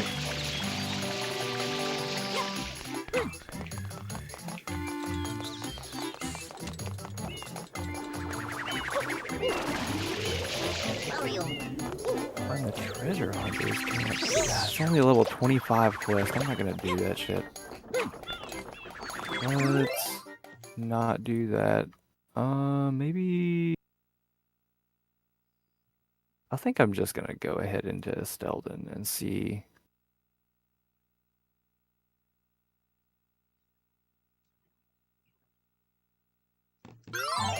Okay, so there might be one under the bridge, and there's one on, like, some ropes.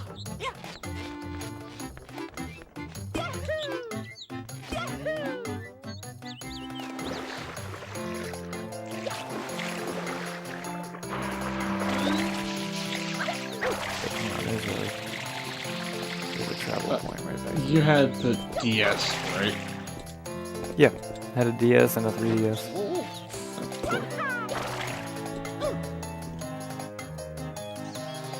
Which one did you play more? I got them at different times in my life. So like I had a DS right around the same time I had a PS2, I think. Or no, I had a PS2 and I got a laptop and played a lot of computer games. Got on RuneScape and MapleStory. Emulated a lot of Game Boy Advance Fire Emblem. And then got a DS and played You know, I wasn't expecting Fire Emblem, but that makes sense considering the Bro, I Royal Race fucking game. love Fire Emblem. I Wouldn't you love believe Fire that? Emblem. I'm about to play one of the rarest Fire Emblem games in the GameCube library. Not today, likely, but at some point. Have you played all of them? Or at least a decent amount of them? I've played Awakening, which gets you Lucina, which is the only thing that matters. Awakening is the one on the 3DS, right? It was for both, I think.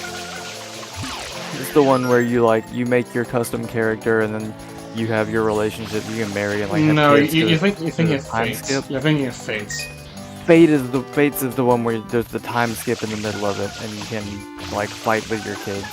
Yeah, Awakening is just where you're playing as Ike, I think, and you're trying to figure out who Lucina is, because she's like the big, in quotes, evil character of that game. But like, she's just wearing a mask the whole time. Isn't Lucina in Fates? She probably is. She becomes kind of a staple character for the series. I'm pretty sure she's Crom's daughter.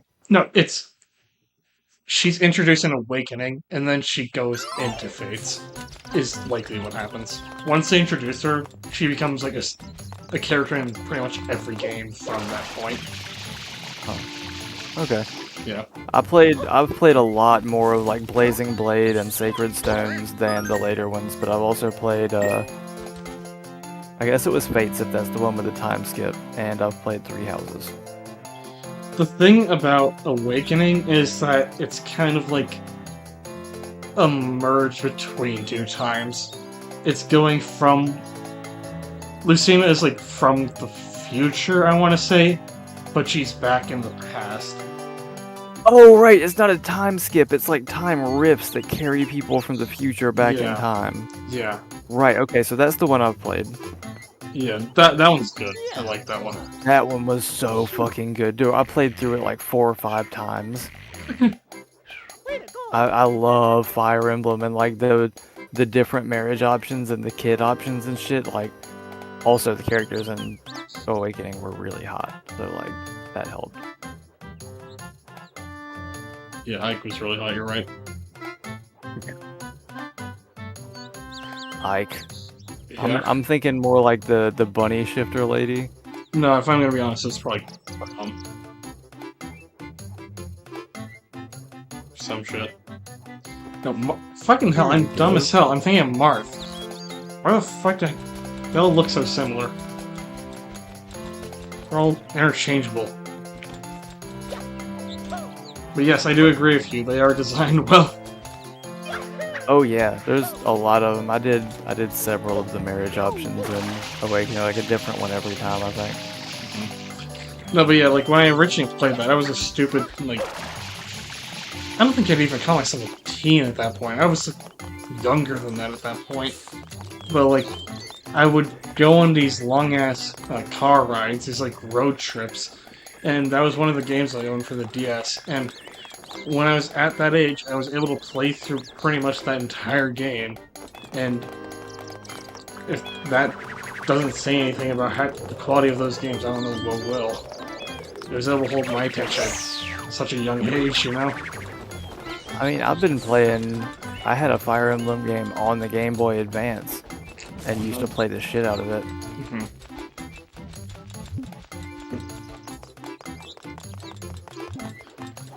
Well, yeah, if you can capture just like the attention of like a 7-year-old for like a real-time strategy game like that, that'd be boring as hell to them. You're doing something right, aren't you?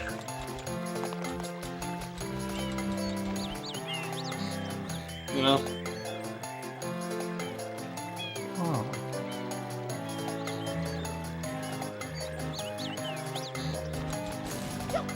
So cool.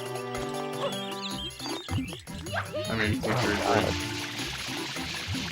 Oh shit.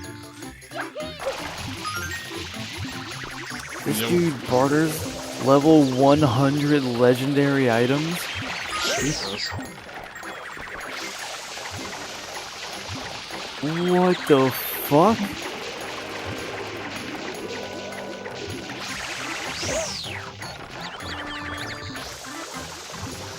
Bro, this dude barters minimum level 100 legendary. Minimum level? Minimum level 100 legendaries. Jesus. Also, just as a note, my current staff is a item level 25 staff, and it has 16.7 DPS. This level 100 staff has 141 DPS. So it's not a jump into the thousands, even at level 100. You're still on, like, you're doing thousands of damage, but your base DPS doesn't go up that huge.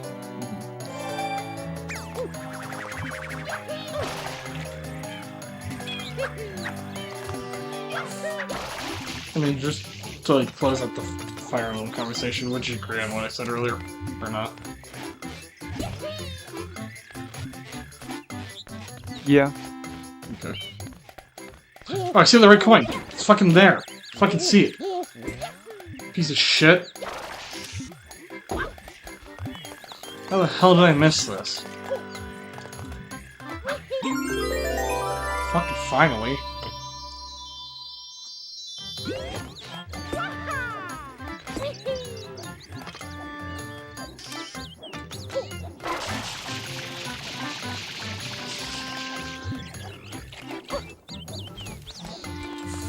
I'm probably gonna eat some food after this, but once I complete the first area of the game, I'll probably be down to play Lord of the Rings afterwards.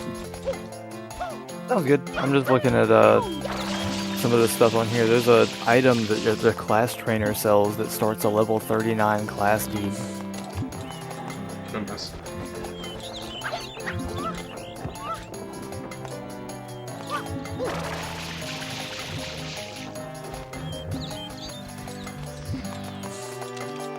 Wait, how was Three Houses? I disconnected my Switch because, like, there's honestly nothing on that fucking console that's worth playing. But, like, I wanted to play Three Houses, and I wanted to know how it was. Like, what was the kind of... Give me the summary of it. So you play as a teacher at a school, and the beginning part of the game has you, like, yeah, you're learning your shit, but it's you're teaching at this school, and you get your classes. It's like practice battles, right?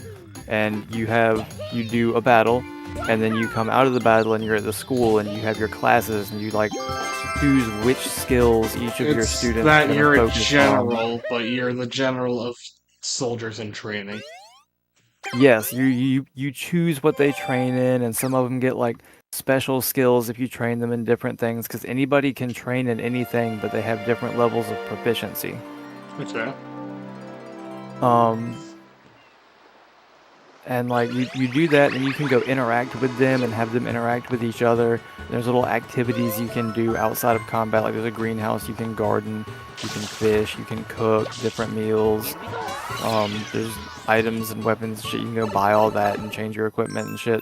And you can also do little quests in the school area that reward you with things that are usable in battle, or So are the usable gardening and shit. You said you can like go fishing and whatnot, and like go to the greenhouse and you can everything.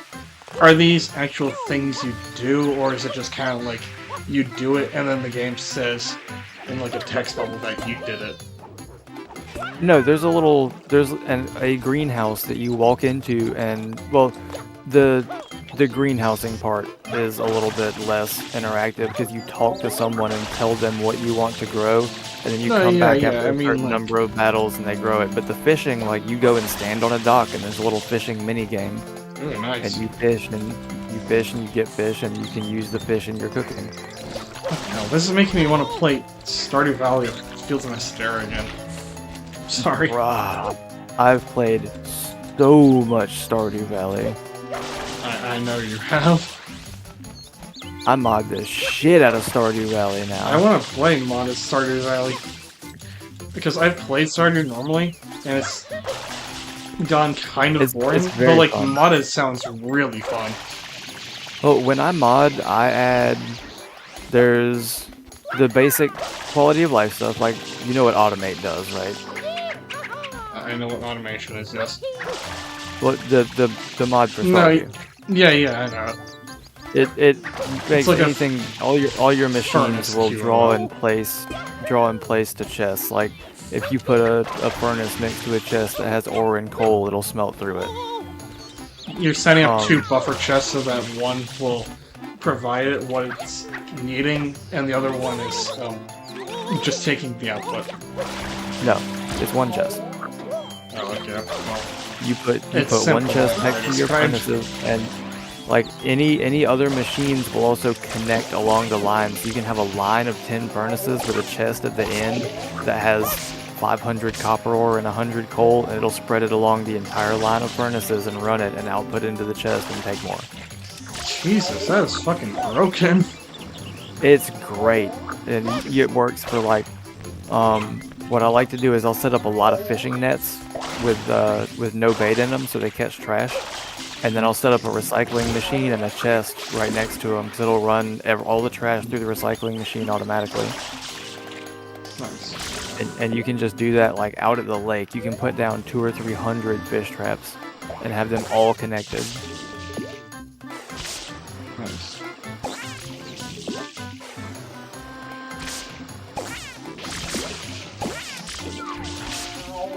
Yeah, it's great. It sounds great. And then like aside from that, there's a couple other quality of life mods I use. And then, but that's like the huge, big, world-changing, like makes everything so much better. But there's also like add in whole new towns. There's 2. Is it 2 or 1? No, Stardew Expanded changes I thought it was Pelican 2. Town. Stardew Expanded changes Pelican Town and adds a bunch of new like NPCs and quests and stuff to it. And then I also use Ridgeside Village, which adds a second town with new forageables and new fish and NPCs and stores. And you can do like it has a whole quest line for the area that you can do to unlock another farm there. And then there's 2 greenhouses you can unlock there. And all kinds of more quests and weapons and items and everything. They have their own festivals. You can marry an NPC from there and get your own stuff. Like, Yeah. it's so fun. It sounds fun. Have you played Sunhaven? I remember that one time I set up a furnace array in Sunhaven with you. Oh yeah, we did play Sunhaven, didn't we? Yeah. Oh yeah, you used all the wood in the world to upgrade your house right off the bat or something.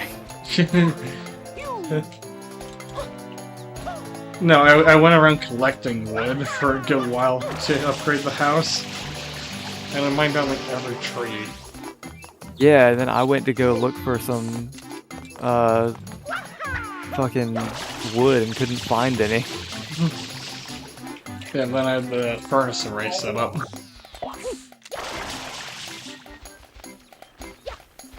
Ooh, there's a lot of quests here. You guys got some quests for me? Ooh, you guys got some quests for me. Right at my level, I was right to skip all that other shit. This is just right. Level 29 quests, I am pretty close to level 30. But yeah, the reason I haven't gotten into like Fields of like Mystera or games similar to that I've gotten recently has been because I've been focused on updating the mod pack. You know? Yeah, fair. Like I'm planning on expanding on the early game a little bit so that at least doesn't take as long to just straight automate everything. But that shouldn't take, like, it'll definitely take a while, but like, that's not gonna be something that takes too long to get over. Most of the problem with actually updating the pack right now just comes down to a few of the mods I'm having made for it are literally just like custom made by me, and so I'm waiting on the developers to like actually make the mod for me. know. Damn, you're going all in on that thing. Yeah.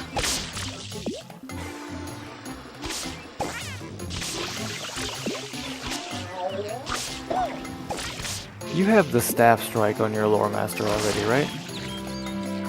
I think so. Have you looked at the range on that? I know that it was higher than, like, what the lightning strike was. It's 15 meters. You can hit something with a stick from 15 meters away. Good lord. That is 45 feet. Good lord.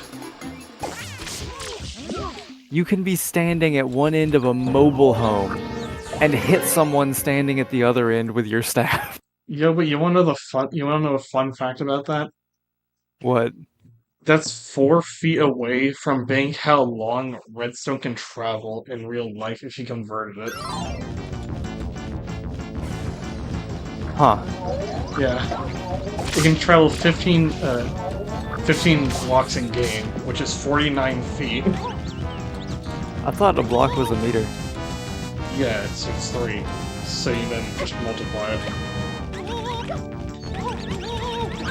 Yeah, the range on this is 15 meters. Which is like 45 feet. Yeah, which is 15 blocks. Yeah, so if you add just 4 feet to that, which isn't much, you essentially just have the length of redstone, but in a pole form. In a pole form. Yeah. Like, that is insane distance. Oh, that's... Like, my staff is 5 or 6 feet long, dude. And Mine is 50. I'm hitting things all the way over here, like... Which, 15 meters in this game doesn't look like 15 meters in real life. Like, this is 15 meters in the game, but that's still, like... I could fit a fucking... a tow truck between me and this dude, and I can hit him with my stick from here. Smack. He died. No, he didn't die. Now he's dead.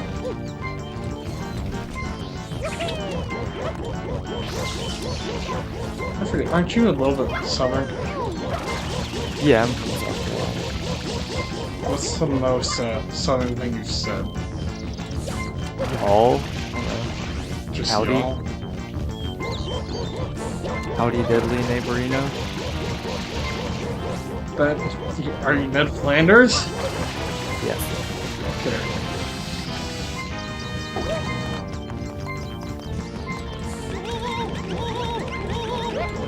Where is this arrow?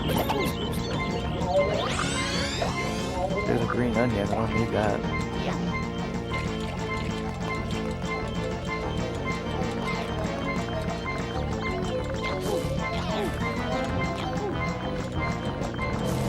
Green onions go hard. Yeah, the cooking skill in this game goes pretty fucking hard. I kind of just meant generally, yeah. Green onions aren't even something you grow, you have to go out and collect them. You have to forage for them. You have to forage. Is that a fucking dragon? Whoa! No!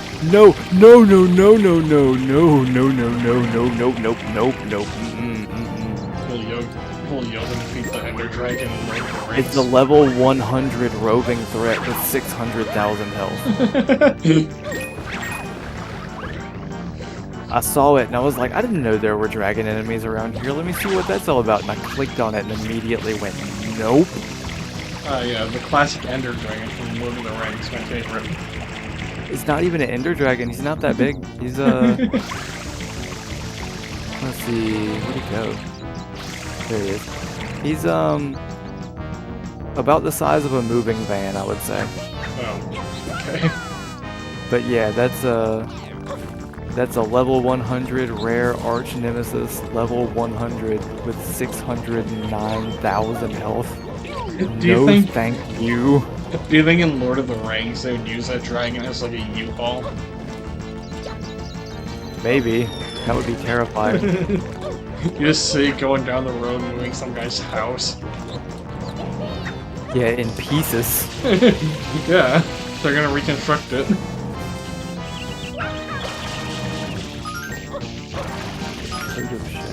Oh god damn it. It's showing me this giant fucking area to collect harrow weed in for this quest. You say heroin or heroin? Harrow weed with a dash in between. Can you check the stream real quick? Look what the fuck Petey Piranha's doing. Wait, hang on, let me see if I can guess. Flickering through the Oh, floor. he just got free. No! He missed it. Aw.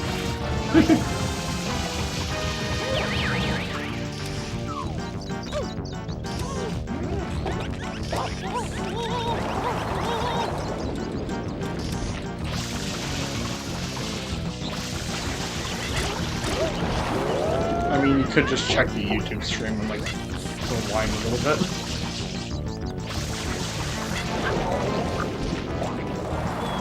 Yeah, you can shoot me a link to the section of it later. I have to find these weeds. Oh, taters! I found wild taters. I remember finding wild taters in Don't Starve, and they scared the shit out of me because I had no idea what they were, and they poisoned me whenever you ate them. What? What? Bro, for a game called Don't Starve, it really discourages you from eating. Yeah. They have to be ripe too. Like, if you don't eat them in the right season, they'll fucking poison you. They have to be flowering to be good. Which, by the way, if you know anything about potatoes, like, at all, when they're flowering, it means that they're decomposing and fucking rotting. And growing from, like, another potato. No? Yeah, just let it grow another potato, and then you have 2 potatoes. Yeah, you can just eat the rotten one, throw the new one out. Well, I was thinking you plant the rotten one. Later, potato, No, but come on, this is Don't Starve logic. You gotta be nonsensical.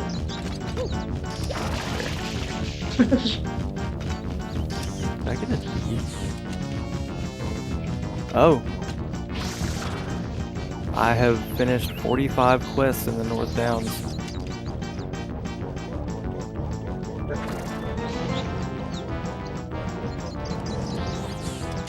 That's the amount. The quest needs go 15, 30, 45, and you get Lotro points for each step.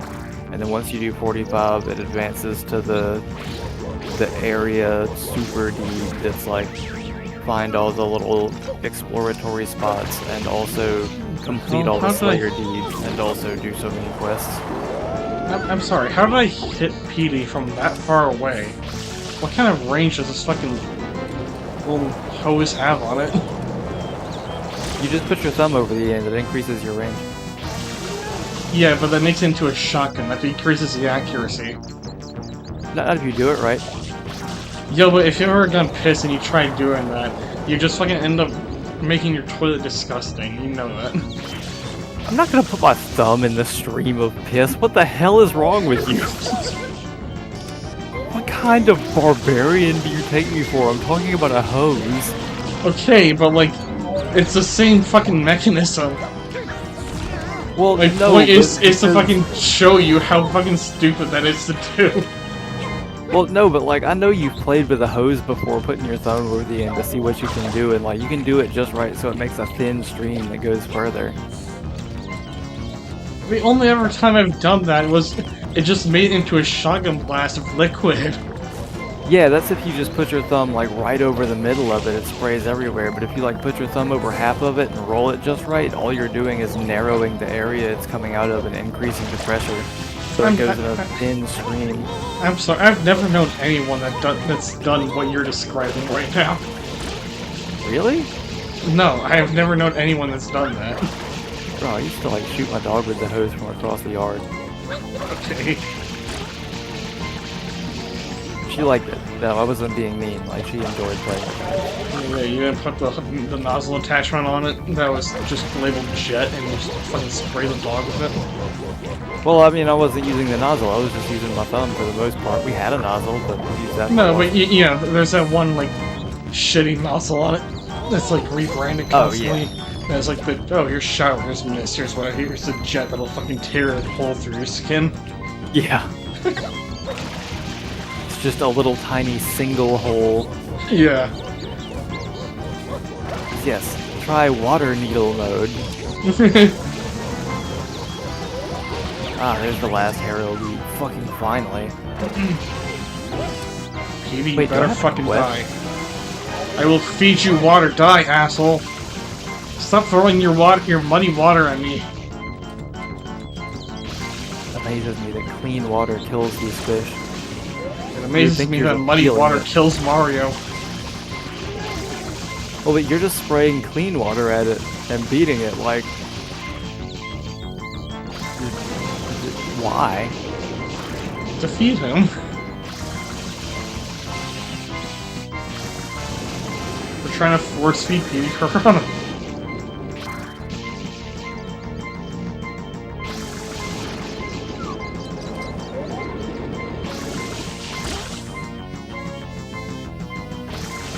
Now I'm just weaving between the red dots on my map. This is an avocado, but he's actually an avocado. Turn him into guacamole.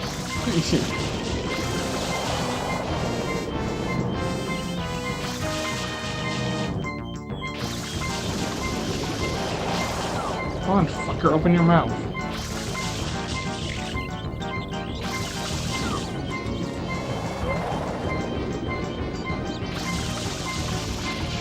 What the fuck? Hell no. Fuck you, asshole. He fucking spawned a little water thing and then immediately opened his mouth.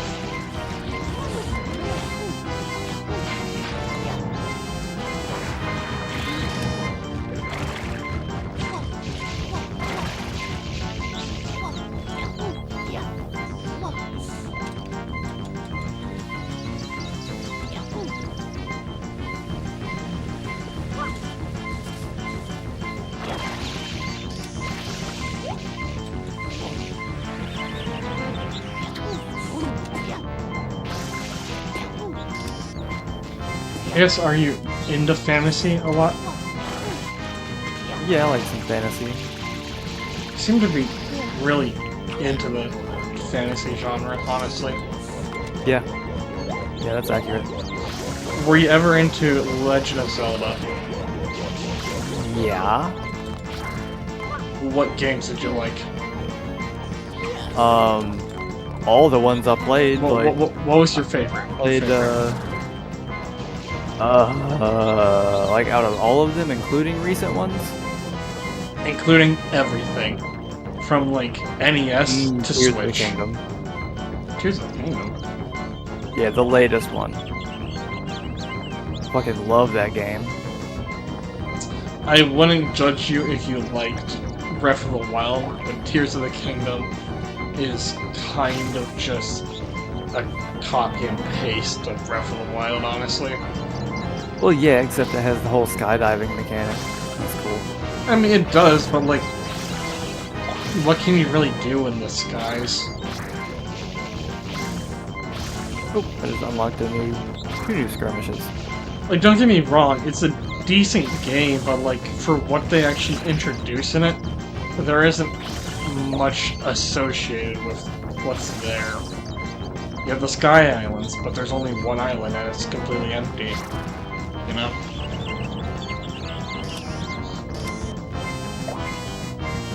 Most of the Sky Islands have stuff on them, I feel like. Not really, it's usually just a shrine. There's a big floating ball, and the big floating ball in it has a shrine in the center that gives you a reward. It's usually what they are.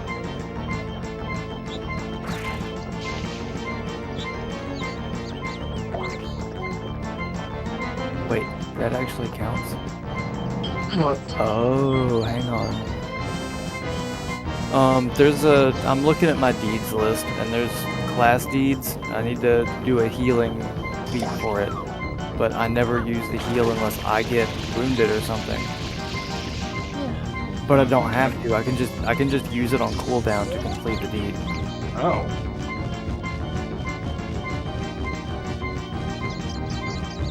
Also, I just hit level 30 and got some new skills. Nice. Like, oh. What? This used to be an end game lore master skill. It's called Wisdom of the Council. It here, I'll read out what it does. It's immediate, which means you can use it anytime in the middle of an induction or on global cooldown. You can use it at any point. It heals you for half your max health, and for 10 seconds has a 50% chance to negate 85% of incoming damage, reflects a small amount of light damage to anything that hits you. Did you say for 85 seconds? No, a 50% for 10 seconds. Oh, it has a okay. 50% chance to negate 85% damage. It reflects light damage on anything that hits you, and it has a 25% chance What to the fuck stun is things that? for 3 seconds. Okay. And then I also got another summon skill. Nice. I haven't been using that. I haven't been using this. So wisdom can go there. And yep, I got a call to links. It does a fuck ton of damage. Oh god, it does so much damage. I'm pretty sure that'll one-shot an on-level enemy. There's a treasure cache here that says it takes level 90 to open. Holy cow. I'm level 30 in this area. Alright, let's try Call to Lynx. Yep, one-shotted. Lynx just falls out of the sky on that warg and kills it immediately. Yeah, I like how much of a bitch this just makes Frodo out to be. Just like this whole MMO. You have all these strong fucking lore masters and warriors and whatever, and then just Frodo is chosen out. Fucking bitch. Yeah. He's chosen out to be the chosen one. Fucking insane. Alright, level 30, my lightning strike does 530 to 660. My summon bear does 300 to 400 and fears something. Summon lynx does 650 to 800, and then 650 every 2 seconds for 10 seconds. Jesus. It's like a lightning strike 6 times over 10 seconds. That's fucking crazy. Imagine getting struck by lightning 6 times over. I mean, I have a skill that strikes things with lightning 3 times, but that's only 3 times. This is getting beaten up by a lynx 6 times. Oh. I have a skill that lets me get struck by lightning. It's called Walking Out in the Rain, holding a copper rod. I can cast Lightning Strike, but only on myself.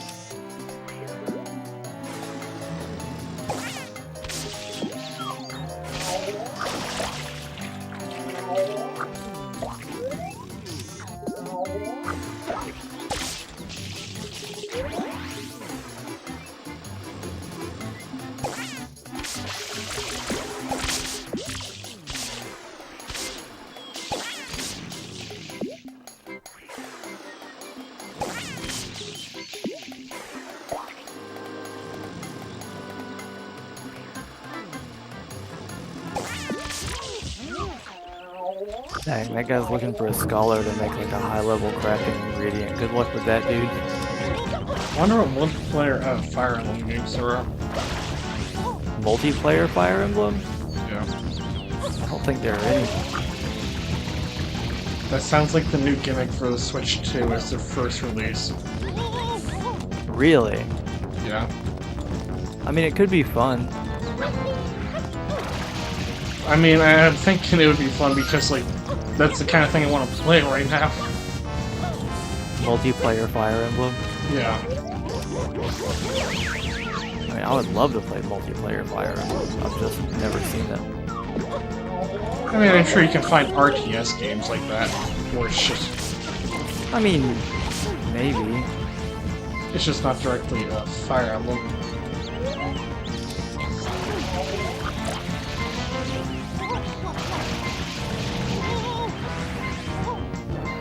FPS isn't exactly what I'd be looking for. I like the turn-based aspect of Fire Emblem when you can consider what's going on. I got my terminology wrong. I mean the turn-based kind of strategy games. Yeah. I mean, there's like, Civ? Games like Civ, I guess? Cinemator, yeah. Yeah. I mean, that's meant to be competitive, that was the problem. Yeah, I'd rather have something cooperative. Yeah.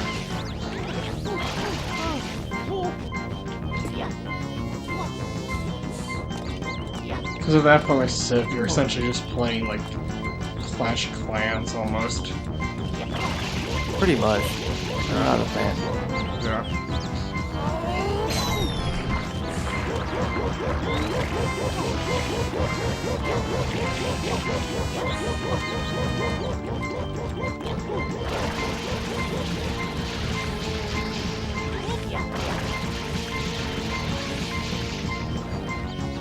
What the hell? Where'd all the coins go?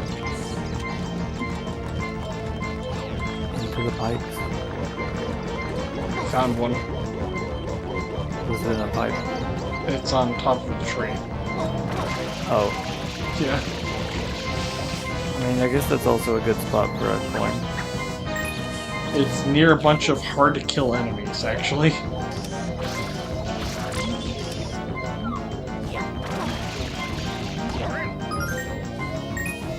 They also drop coins, but they're hard to kill.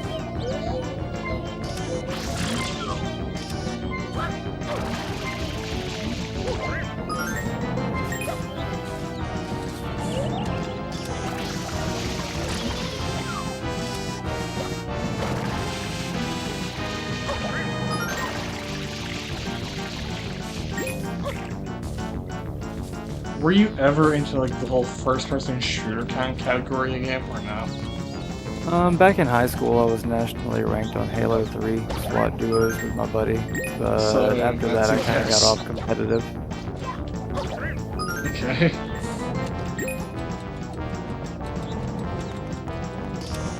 What was the appeal to those games? I never quite got it.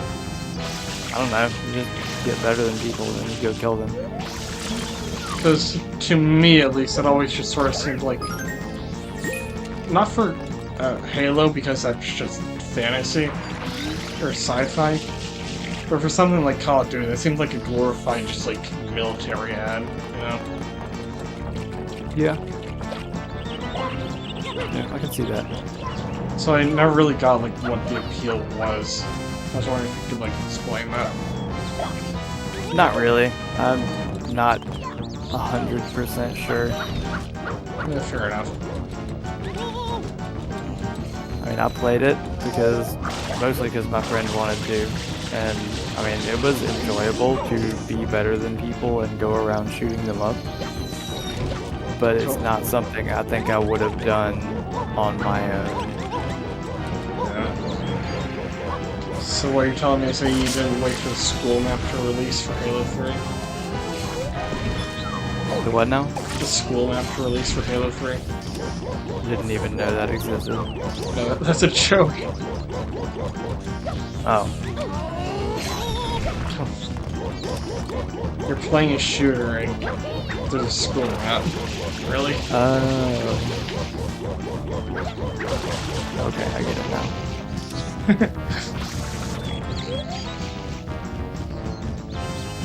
What's a shame is that kids nowadays would probably be tricked by that.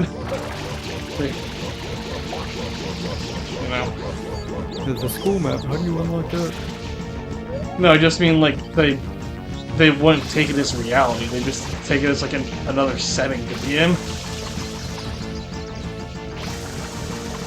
I'm just shooting the adults in the school. It doesn't matter. It's abandoned, kinda. I mean, there's a people mission in Dying Light where you have to break into a school that's being used as a base by enemy people, and you just kill so many people in that motherfucker.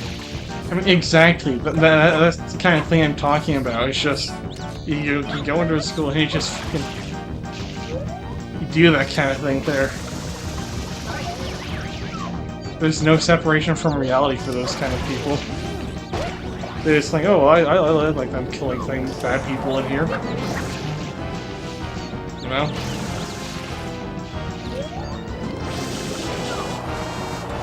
Dare those dumb motherfuckers try that shit on me.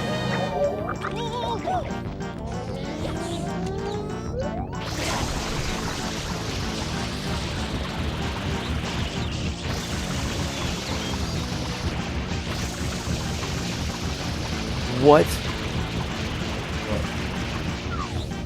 What the fuck? What? Oh, that explains why the rewards on this quest are so good. What? How the fuck am I supposed to do this? It has me go across the plains full of wargs and enemies to pick up this skull, and then it's like bring it back to the camp to this guy who's here. While you've got a little induction bar that says carry, you've got about 2 minutes to get back there on foot without fighting anything. Oh. If you use any skills or try to mount, you drop the skull. What the hell is this quest?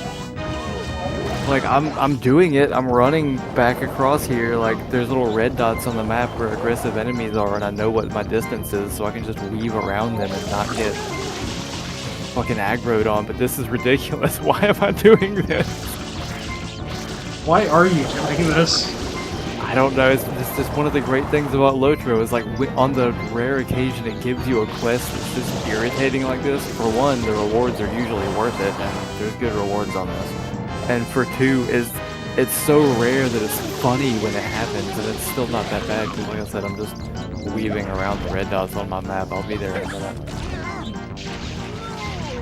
It's just funny to me that this game would throw this in, like, hey, run across there and grab this skull and then run it back over here on foot.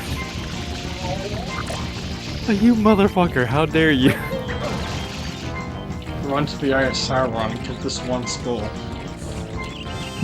And then run it back on foot without mounting or doing anything else in between.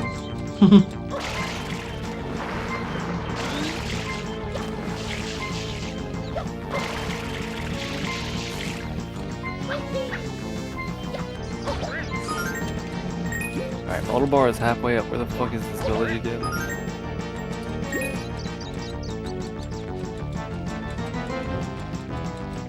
Come on.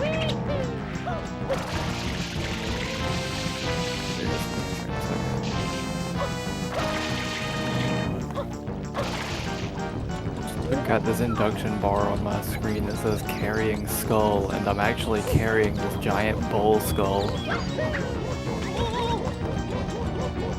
As soon as he said bull skull, I did a fucking jump on Mario and he just said jump. Yeah. That was the only response I had to that. Alright, so yeah, the reward on that was an earring that has 16 fate, and that's going to replace an earring that I already have that has 6. I'd say that's pretty worth it. Also, you got a bracelet at some point, it's way better than mine. You complete the quest and it gives you a handful of pocket lint.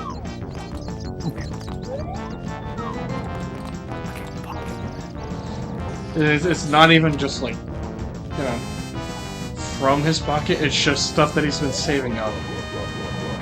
Damn. Not even his pocket lint. Yeah.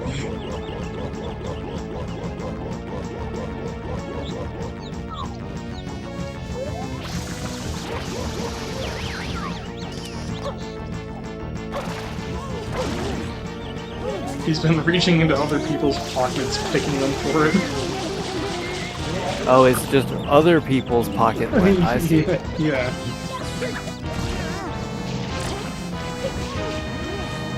That makes it morally justifiable.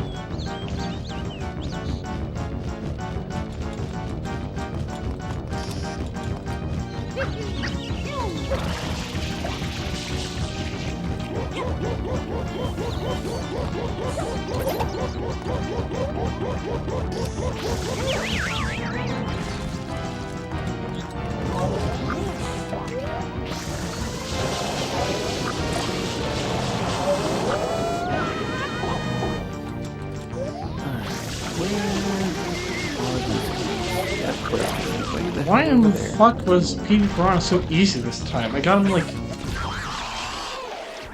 This fight took all like 5 minutes, where every other one where I died took like 15 minutes per attempt.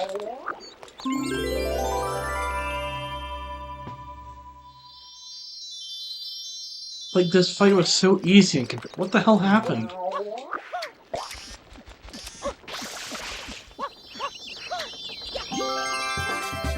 That's a weird complaint to have when it comes to games like this, but like, why am I doing good at this? Why am I doing better? I don't know, I guess you learned. I don't know.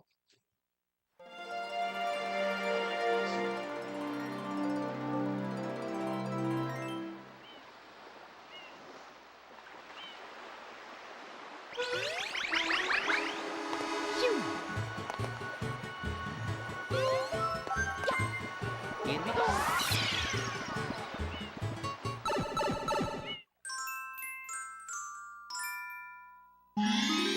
Secret of the Dirty Lake.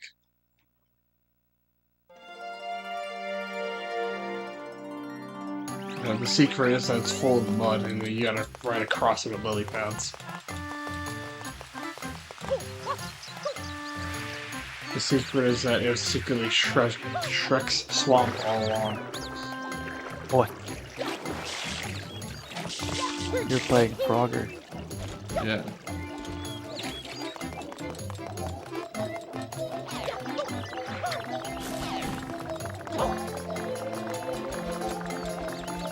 It's Shrekker, it's the same sprite as Frogger, just retextured to look like Shrek. With Shrek's face opening and closing his mouth, he moves along. Yeah. He hops on all fours, too.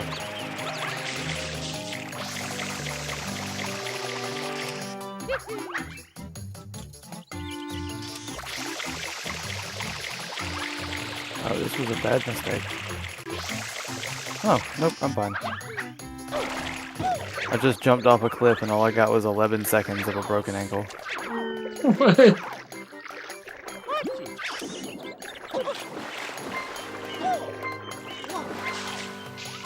I'm sorry, just you saying that, combined with like a water source hit, just like a water skater, just like rapidly colliding itself against this dead lily pad here made me laugh.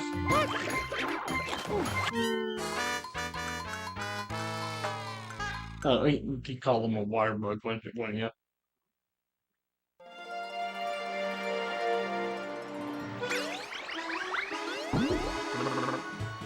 Yellow.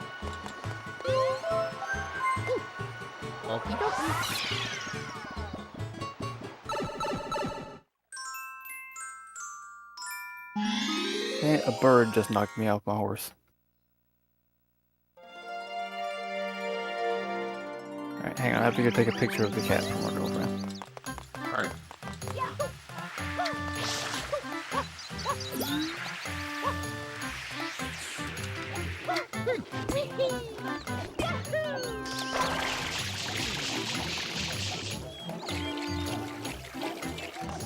Imagine being one of that crazy. And today's time's still not real, maybe according to other people. Sure.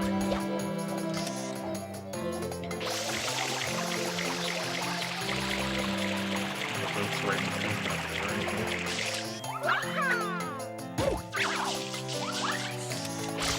You tell me to be mad.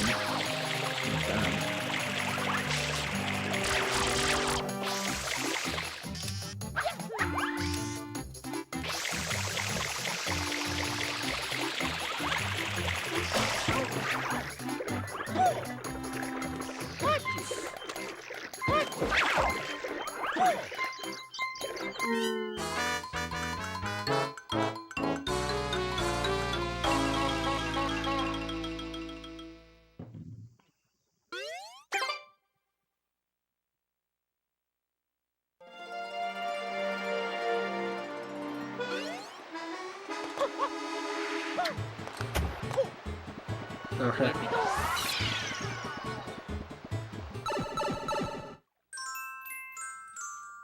I am back. I heard your door close. Nice. I have so many quests to do. For a second, I thought you said questions. I have so many quests to do.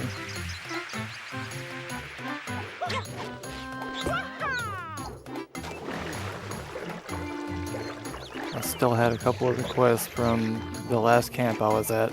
They sent me to go talk to somebody else, and I talked to him, and he gave me a couple quests, and then I went right down the hill and talked to his friend who gave me more quests. Oh boy. Yeah.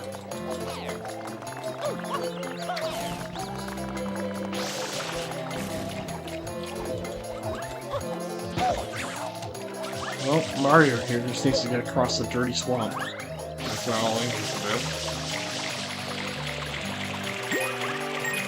Gross.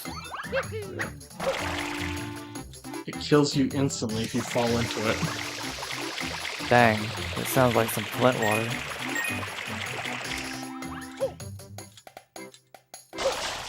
It's not even like an instant death, it's more like... It's so... The water is so thick there that, like, you can't get out of it once you're in it. Ew. Yeah. Gross.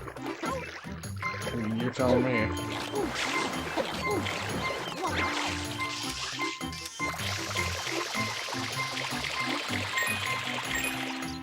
Oh hey, would you look at that, Mario? Managed to survive a different destiny. He died immediately after because a water bug ran into him. The fuck?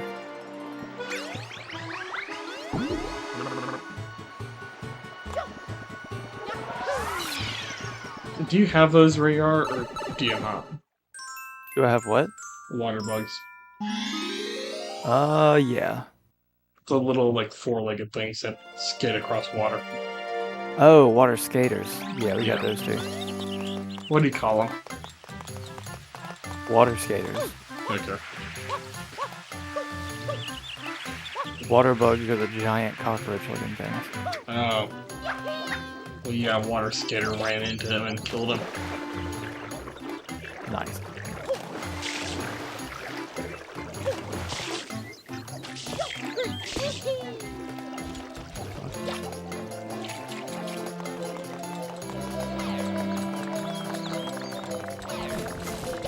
What are those even, like, good for, if you know? What? Skaters. I don't know. All I know is they skate around and do their stuff, I guess. Fair enough.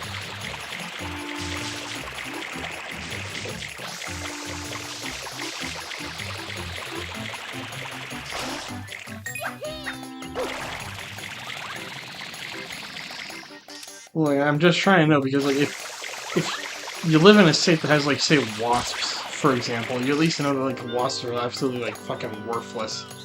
And just want to, like, cause you pain. Worthless, evil creatures, yeah, like chickens and geese. Yeah, yeah, but it's like, you at least know that, like, that's all they're good for. I wasn't sure if there was, like, any, I don't know, fucking mythos behind water skaters or anything. If there is, I'm unaware of it. Fair enough. That said, now I'm somewhat curious, but...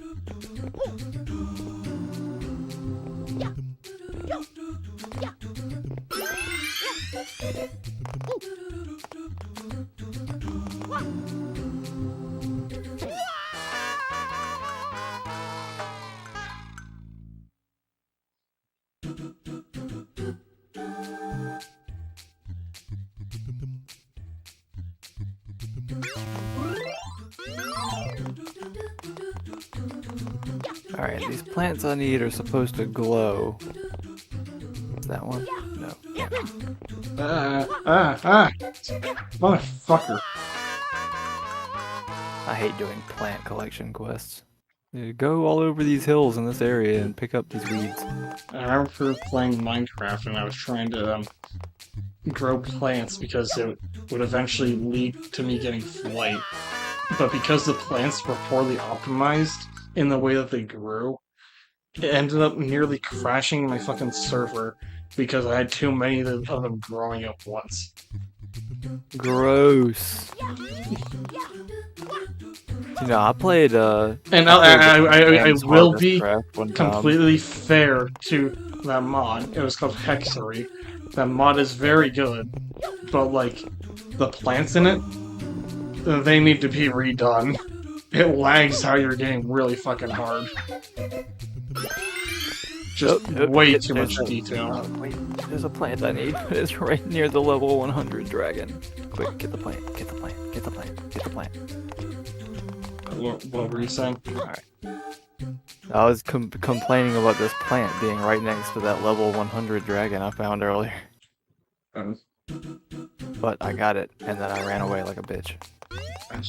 Nice.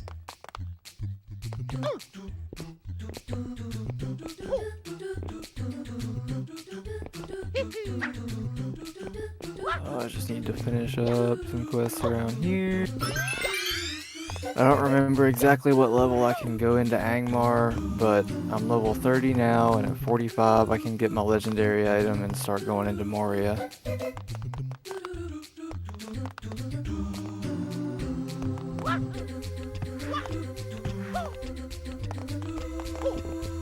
Oh god.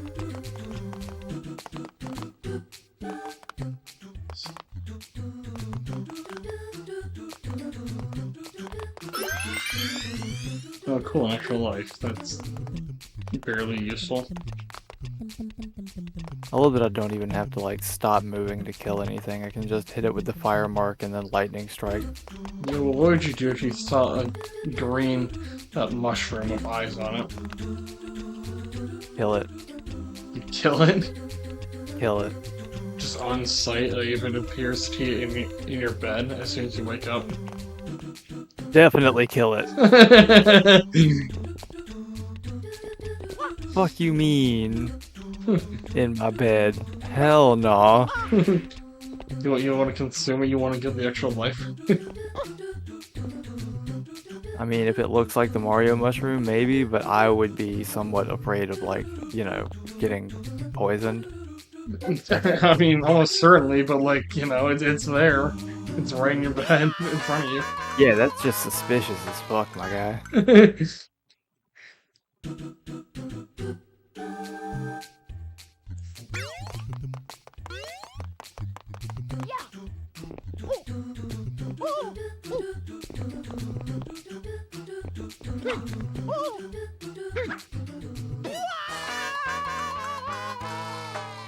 Anyway, that's a game over, so I will turn off the GameCube and get on to other shit, like eating food.